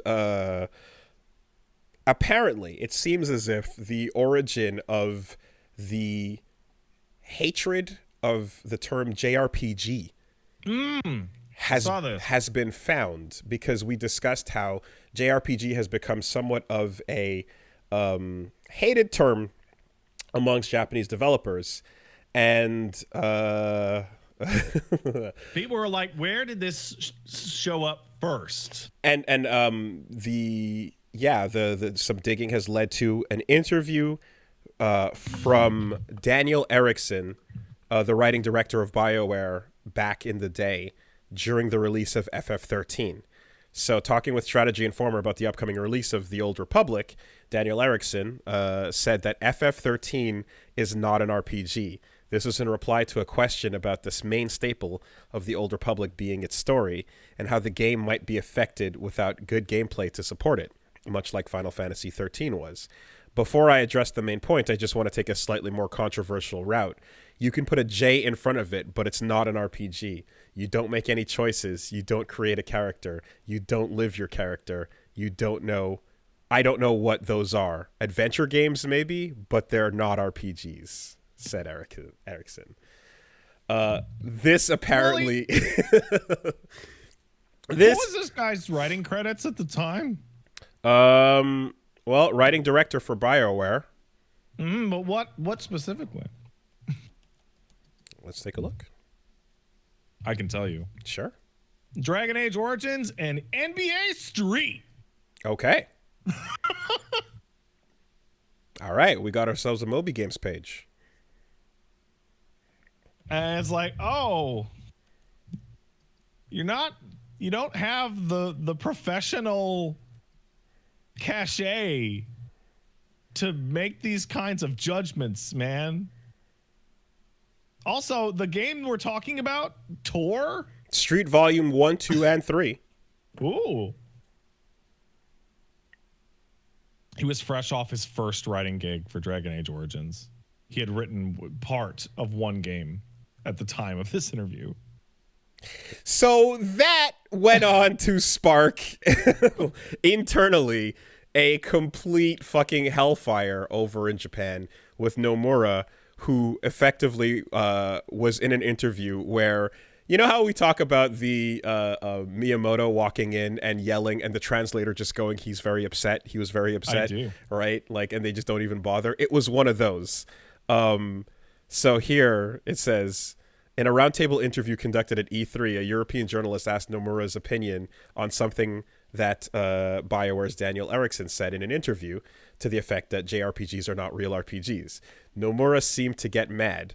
in one of those excruciating lost in translation moments where the Japanese developer rants for 5 minutes and the translator comes back with a 5-second answer. He relates that that RPGs, perhaps even all games, shouldn't be categorized by nationality. His games shouldn't be called JRPGs. They should just be RPGs. So Nomura popped off and the translator just went, he says call them RPGs. Mm-hmm. Fuck, if there's no tape of it, we'll never know. You know? We'll never what he know. Actually really said, yeah. So I should mention, and this is really important, BioWare specifically, there was an interview with one of the writers of Baldur's Gate who wrote on Baldur's Gate 2. So Baldur's Gate came out, and while they were developing Baldur's Gate, they played FF7. And the writers on Baldur's Gate played FF7 and went, fuck, our characters suck compared to these characters. And the reason why the character writing is improved in Baldur's Gate 2, Baldur's Gate 2, is because they wanted to live up to the type of characterization in FF7. And then Mass Effect went on to make every single fucking character a goddamn anime protagonist. Wow. And just rip off anime as hard as they possibly could. So we started with the inspiration from Japan and went all the way around, and now we're coming back to shit on it. And then just in the same... Wow. Incredible. It's almost like some kind of horseshoe. Almost like a horseshoe theory. I don't know. Anyway, that being the thing that comes back to bite everyone in the ass now, where I remember when it came back up that they're like, oh, they hate the term JRPGs, and I was like, I didn't know that was a problem, because we still just use it to like go like, oh, remember Chrono Trigger, you know? And that's kind of, your brain just goes like, yeah, sure, whatever. And WRPG being the shit we now know that's like, yeah, and then the subdivision of CRPG, which is computer role-playing games, which is the ones that are specifically based off of Dungeons and Dragons. It's one of these weird things where in the end, like, we still use JRPG and like we know what it means. It's not that disrespectful thing, but I super get it as to why they hate it, because they're basically taking it like the J is like a racist thing. It's like, it's straight up like, oh, it's one of those JRPGs, huh? So here's the thing. Shut up! I gotta say the word. Shut up! I have to say Nrpg before we get. I just have to get. I have no. There's no clever way to get into it. I have no transition. I'm just gonna say Nrpg. Thank you. All right, I had to get it out. All right, continue. I know exactly how you feel. All it's right. there, but you can't find the path. Yeah, you're like, I need to do it now. No time for clever. No time. I can't. It had to come out. But as I was saying, JRPG. Yeah. And I was trying to like play it up and be all ridiculous, and then I'm like, I've seen people actually say that shit out loud, like my ridiculous example. Remember when Persona 3 came out? And people were playing Persona 3 and all that fatless shit? You remember that? Which one? There was this huge fucking meme series about fatless and how you go to buy Persona 3 and then Kenshiro shows up and you're already fat. No, I don't. I don't think I remember that. Oh, you don't remember that? It was funny. But at the same time, like there was a real intense disparagement. Oh, fatless. Yeah. Fatless. Fatless. Yeah. Okay, wait. I do. Yeah. Absolutely. Yeah.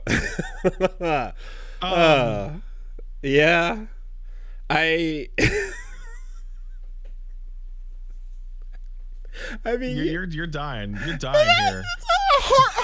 Hard RPG. All right. Oh, you got it. Look. I do not blame Nomura or any of them for fucking throwing that shade and having that feeling all these years later. Absolutely. That shit will stick with you, and especially when people who worked in the industry during like the 360 era, where Phil Fish just put a point on it, right? And it was like, all the cultural output of Japan is trash. It's like, I don't know if you've been to a comic book store, but fucking anime and manga have fucking defeated us. But it was at that time when, you know, Japan was doing worse in video games, and it was a lot of that energy was just like, yeah, fuck them. Our time is now, while you're designing your character with a Buster Sword, you know, and like it's like, yeah, never mind, and everyone who you're working with was influenced, and or their list of favorite games are everything that these same people made. I also think that gentlemen working on a Star Wars game decrying the cultural output of Japan when Star Wars is just what if samurais had laser swords, to be fucking weak as shit. Yeah, well, Japan couldn't make NBA Street. So what? I mean, to be fair, the fucking dude, Street had some sick ass music. I mean, it did. Yeah. I'm sure that guy had something to do with it. No, that's a lie. Rock the party. Ugh. All right. Yeah, I'm praying for a resolution to this story where someone finds some tape and actually puts up just the fucking full rant, and we can get everything he says. Good. Let's take some letters. Hey, if you want to send in a letter, make it brief, and we'll be much more likely to read it. And send it to castlesuperbeastmail@gmail.com. Let's take one, or two, or three. If they're good. Dylan from Vancouver says, "Hey, Scrimblow, Blimblow, and JRPG McSword guy." I'm obviously the Bimblow. All right. I look like a Blorbo. Let's be honest. Fair enough. I don't know if it's JRPG anymore, but I'll take the McSword guy. Are the hit Canadian band Prozac VTubers? If not, why? So I'm going to be honest. I have no idea who that is. Oh, come on. You know about them. They're the animated group with the guy with the floating head. And it's always disjointed. And they're not gorillas. And they're the other ones that existed at the time. I would say that they're... No, this looks like shit. Yeah. Oh, yeah. I mean, little goofy old anime. They had animated music videos, and you know, it was the other, again, not Gorillaz band at the time. I'm gonna say no, because like, to VTube, I think the goal is that there's other content that they're going through, watching or playing, and then it's a let's watch, play, etc. read with that thing. The Prozac just sang their music for you, and yeah, so that doesn't count. Yeah, I didn't know they were Canadian, actually. So I would say that these folks aren't a VTuber in the same way that Hatsune Miku is not a VTuber, because it's not a interactive virtual persona. It's an animation. Mm-hmm. Do you remember Sucks to Be You? I know. Sucks to be you. Oh, that was them? Yeah. Right. Huh. And www.nevergetoveryou. That one was not as well known, but that was them. Toronto. How about that? I guess we can claim them. Toronto's its own country. Let's take one over here. Good day, Castle Crashers. Yeah, okay, so this one's just directly relevant. Have you noticed any light wrist or hand pain after gaming for a while? And if so, what methods do you use or employ to mitigate it? I play upright electric bass for the army during the day and frequently game with friends, mainly fighting games. And after these last few months, I've started to feel some light wear and tear. Any tips would be appreciated. Stay fresh, from Lanash. Hello. This is directly relevant because I have started to feel some what's called ulnar nerve numbness recently. It's a good one. Yeah, it's not carpal tunnel, right? It's the other tunnel. I forget the name. So, but yeah, ultimately, like when I went to go see a physio about it and do some stretches and learn some stuff, like the basic things that came in were like, even though you're getting numbness towards the tip of your pinky finger and along the side to your elbow, it's actually indicative of like your neck and the muscles up by your lats being weaker, because it's all a domino effect. If your back is not strong enough from here, from the way you sit and your posture and everything, then that lets loose your shoulders, which lets loose your elbow, which then carries all the way down in a domino effect to the fingertips and the numbness that you feel, and some of the wrists as well. So I started feeling wrist. You started getting some random numbness over the last couple weeks, and I also specifically noticed when I do specifically a scutum input or a throw, right? Like that pinch causes a wrist tingle, like a bit of a wrist pain to occur. Congrats, you learned how to do that motion in a deleterious motion for your body. Not good. So fortunately with a lot of these things though, even if it's like the numbness indicates something of the nerve, but like if you strengthen the muscles, you can give yourself more support and completely avoid that. Basically what I got was make sure your posture is correct, sit up straight as much as you can. I got make sure your armrest, because the couch I have had the armrest a bit too high. Make sure your armrest is low enough that even if you're holding a stick or a controller, your elbows need to be like down at your sides. I've dropped the armrests on the Herman Miller down to that side. Important to do. I've learned doing like basically a little like neck, like a little exercise where you bring your neck all the way back and like give yourself a double chin on purpose. It kind of works out. Yeah, it works out the back of your neck and it strengthens that area, which then in turn affects the shoulders and goes all the way down. So do a couple of those throughout the day. Another one is like elbow on the table and then just kind of like holding the wrist, bending it forward, and then doing all the way back. All of that sort of helps. Try and increase the range of motion on the joints that could be affected. Precisely. But like the main thing is that like strengthening the muscles that hold the muscles in place is more important than strengthening the muscles where you actually feel the effect, and obviously, if you can minimize the stress and impact on it and such, that helps too. But for me, it's my fucking job. So, yeah, that's not going to be easy. But like the posture thing is like, yeah, that's real. Like I slouch a bunch it's one of those things where, like I think a lot of the times like taller people will slouch in some, and also if I'm like being like, I don't know, there's a bit of a like diminutive presence as well, like you're looking down a lot of the time, or you're trying to not talk too much, take up too much space, all yada yada. Plus, real talk, back when I was much heavier, I would also like try to like almost like contain my body more. Like I want to not appear as large and fat as I am. So like I had a posture that was more like hunched in. So that's all like learned and bad habits that has to be like fixed, at this point. But yeah, that's literally what I got from going to the physio a couple times a few weeks. All right. I have some minor follow-up to this. Number one, I was waiting, depending if you were going to get to it, Wooly, but there's like a piece of it, the one massive piece of advice you missed. And that is when you notice the numbness and tingling or minor pain, like 1 on the pain scale, like not a big deal. When you do this, don't go, it's fine. Oh yeah, sure.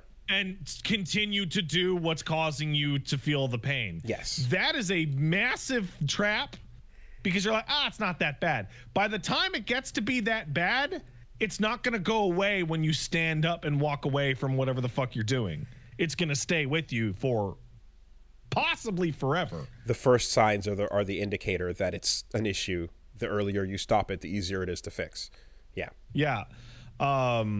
As for my own personal history, I have 2 things that that fit this. One, I don't know if people notice, but I when I play on my streams, I play exclusively with PlayStation 5 controllers. The reason for that is because the trigger is the softest to depress. When I played FF14 with an Xbox controller, I would start to get trigger finger on my index fingers. And trigger finger is when your tendons get so tight that when you try to extend it, it will pop. And then you try to curl it and it will pop back in its place like it's locked. Just overuse of those tendons. So I switched to this controller, which is softer, and toned it down. That's good. And the second of which is also related to that. But it was a PS4 controller.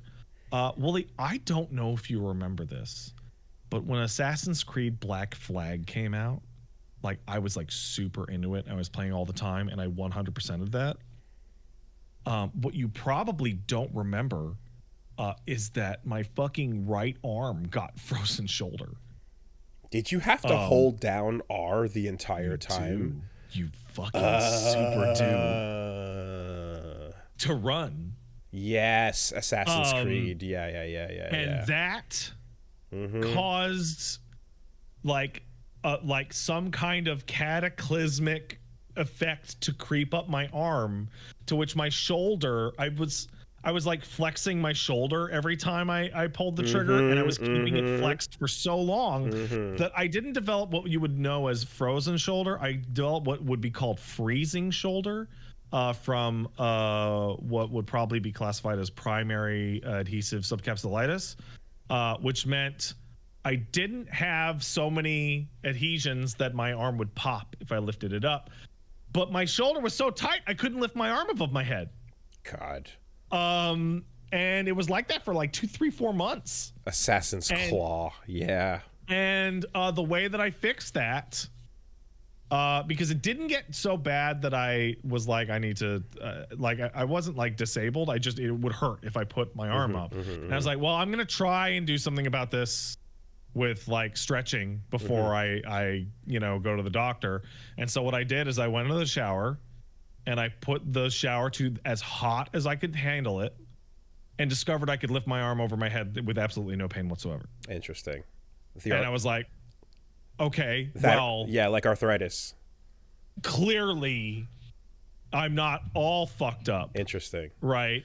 So what I would do is I would go into the shower and put the shower to as hot as I could do, put my hand straight up, leave it under the tap for the shower for 10 minutes, turn the shower off. And when the shower turned off and the water stopped hitting my shoulder, I could hear it. My tendons tightening up, contract, wow, and go. And I just held my arms straight up as long as I could. Okay. As long as I could manage, and I did that for about 2 weeks, and it went away. Interesting. That's cool. Once I figured out that I really need to stop this. Yeah. And then it took about a month or two for me to get back to full range of motion and all that. No, and that was when I was like, oh, I can't play Assassin's Creed games like this anymore. It'll fuck my shit up. And that's the thing, is like that's where I've talked about people who like switch to hitbox or something, but it's like you want to fix what you can, not just avoid it with the controller. The using your flexibility as a metric is, that came up too as well, because when we were doing tests, like the physio kind of pointed out that like with one arm I can like bend my wrist completely onto itself, and with the other it's much more limited. And like we did a couple of like bending the wrist flexibility tests, and I could see that like the wrist that was affected has a much lower range of motion. So doing all of these exercises and things over time, basically she was saying like, you can see the improvement and gauge where it's at by seeing how more flexible that becomes. And also like, if the pain starts transferring higher and higher up on your arm towards your back, towards your neck, it's actually getting worse. No. Oh, no? It's good? It's good. Because it means... It's good? Yes. Because if it stops happening down here and it starts happening up here, it's because it's like... It's going up to the muscle where... It's going higher to the place where it should be. It's no longer deferred. It's no longer deferred all the way down to the end of the domino, okay. right? You're strengthening it, and it's pulling it back so that the weakest point is now getting, like further and further, or not the further. It's not getting further and further. You're strengthening up here, so it's doing its job and actually lifting and holding the things in place instead of just letting it drop completely. So keep that in mind too. Now, I am not a physio. I'm not. You know what I mean? Not. I am just relaying what I was hearing. In addition to getting one of them stretchy resistance bands, and I do walk around after like doing some exercise and stuff, and just like doing some stretches with this over time to like keep arms and whatnot in check. But yeah, this is our careers. You got to make sure you're. I am also not a physiotherapist, a doctor, a chiropractor, or a massage therapist. But I will tell you, if it hurts, stop doing that. Figure out a way to change it so it don't hurt no more, or try and fix the whatever the cause is. Okay. Stop it. And let's take one more here. And yeah, this one's coming in from Toonie D. An update on Kotickian, the board game defeated by the sun. So we gave an update the other day to that. Updates. And there's, yes, this appears to be the final update. So, dear Fair Huntress in pink and Death Pressured green. In your last podcast, you briefly mentioned Kotickian, the board game which the lead developer stopped making the game because the sun was harassing her. Hearing her mentioned got me interested in checking out the Kickstarter again, and what do you know? Last month, there was an update, and whoo boy. The first half of the update, it's called I Feel Like This Has to Be the Final Update, is the name of it. The first half is almost sane, if a bit whiny and shitty, essentially blaming her fans for being ungrateful and asking them, well, what would you do, while also describing her woes with production, such as having to replace her printer. After that, though, it goes off the rails completely. I recommend reading it at your leisure, but here's some fun tidbits if you don't have the time. The reason Kotickian failed was a plot by an evil cult that worships UV radiation known as the Green. While she and her tribe are followers of the Pink, these two color-coded energies essentially make up the entire world. They're yin and yang, life and death, good and evil. The Pink abstain from all sex and lust, while with Molly wishing her tribe to reproduce via cloning. The Green is the opposite, labeled with the color green after plant life, because not only do most plants contain both male and female sexual organs, but they also take energy from her most hated enemy, UV rays. So if that's green, then why the Pink labeled pink? Well, that's because of the pink fair skin, of course. So if pink fair skin is labeled pink, what does that make green? What does it make green? Pat? Yeah, what's up? What does that make green? She's describing a group of people with photosynthetic properties, a type of person comfortable in the sun. Comfortable in the sun! Black people! Because we have a higher tolerance to the sun, and our culture is full of overtly sexualized themes. Wooly, I have to ask you a genuine question. Are black people allied with the sun in order to stop this board game? Oh, we'll get there.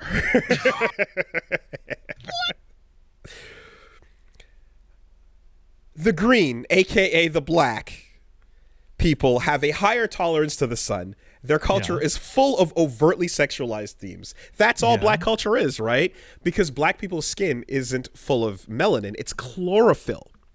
Black people are absorbing the energies of the... Hold on. Nope. Stay with me. They're absorbing the energies of the UV rays into themselves and giving them powers so that they can influence the world how they see fit, causing misfortune to befall those who offend them, manipulating the minds of those around them.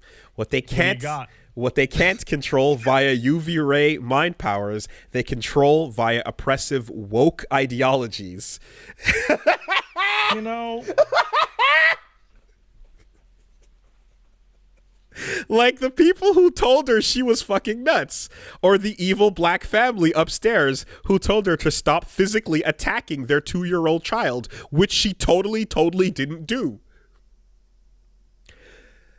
The failure of Kotickian and the ruination of her reputation and life are all a conspiracy by Big Black because she got too close to reaching a type of Christ consciousness and becoming an angelic being known as the Fear Huntress of the Garden, who would have opened the world's mind to corrupt powers of black people and their monopolizing of UV ray powers. Black and darker skin are, according to the celestial hierarchy, created to be a food source, to be hunted, hence why the messiah figure of the pink tribe is the fair huntress. She's hunting the black people. After all, those with more melanin in their skin are closer to plants than people anyway, so it's like vegetarianism. So there you go. This Trigun fan fiction is crazy. Probably the final chapter in Kotickian. All right, black people are plants made to be. Yes, yeah. Just call me Millions Knives, baby. You use my people to power your civilization on your pitiful planet. When will you learn they're beneath us, Vash? Oh, dude. I was like, Toonie, look, you're great and all, but you're fucking lying. And so I clicked. And I scrolled. And just capturing the last couple sentences of the final update, I was greeted with the following text. I was, quote unquote, the lady who made everyone racist. I exposed that black culture was using its influence over UV to attack anything on the planet that got too close to being a fair huntress, which was the ultimate goal of animal evolution in the stellar culture. There was no chance that Kotickian was going to be successful. And since we know no white or Asian people have ever turned into black people naturally, and this planet only has one race of females with its pink opposite of plant throne, you are essentially accusing me of being a normal person, a normal woman on the pink throne. You set me up to fail because you didn't want to deal with the success I already had. Goodbye, Miss Molly.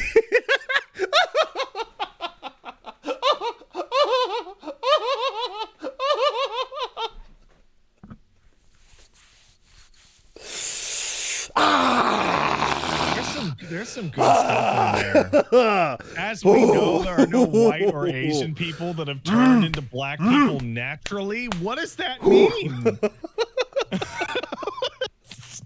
Oh, is she talking about Rachel Dolezal? Whew. That's good shit right there. That's pure. That is pure uncut. Ain't no fucking dilute. That is uncut. That is a clean line. Oh, damn. Well, I had actually forgotten to mention it, and I'm glad this email reminded me. We watched a documentary on a cult called Love Has Won. I don't know if you're familiar with this. I have heard of that. It's a great documentary. Yeah. It's 3 parts. I don't want to talk too much about it, but it has some nice cult turns in it. But there's a special moment that when you're watching or reading a documentary or any kind of breakdown over cults in the United States, you're listening to them and they're talking about, Mother God and Father God and, the reincarnation of Jesus Christ and all that. And you're waiting and you're waiting and you're waiting. And then you get there and then they're like, and then the Galactics contacted us. And you're like, Fuck yeah, we're gonna. Oh, we've roped the fucking Galactics in on this with their cloud ships. I mean, when these like those like true life like stories of wild shit, like I believe they start out with the conclusion just to get you in, and does that one not start with a blue person? Like I think it doesn't. It ends with one. Okay, just. Yeah. Look, man. All I can say is I remember Americans just gotta put space aliens in their cults. It's mandatory. When we were reporting over the years on this one infamous Kickstarter, I could not have dreamed that this moment of power would occur. I'm glad we were able to nurture and bathe this seedling in the water and light it needed in order for it to grow up into this big, strong plant. Good bit. For us to pick this juicy fruit from. The bit needed to be nurtured over the course of 10 years. And I'll tell you what, if you see me in these streets wearing my fucking knives outfit with the full mask and everything, summoning the gung-ho guns, don't ask me why, you pink. Because now you know. I'm going to start just flexing and getting my telepathic fucking gun powers going. Fucking use your UV powers on me, man. You dare point that thing again at me? Pat!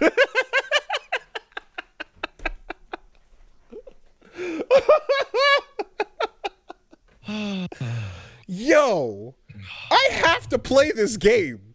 Catalica is fucking goated, man. This board game needs to fucking exist. Like, holy shit. All right. Out on a high note. That's a podcast. Oh, that's a good email. All right. You all have a good week. Happy holidays. Stay safe on New Year's, folks. Goodbye.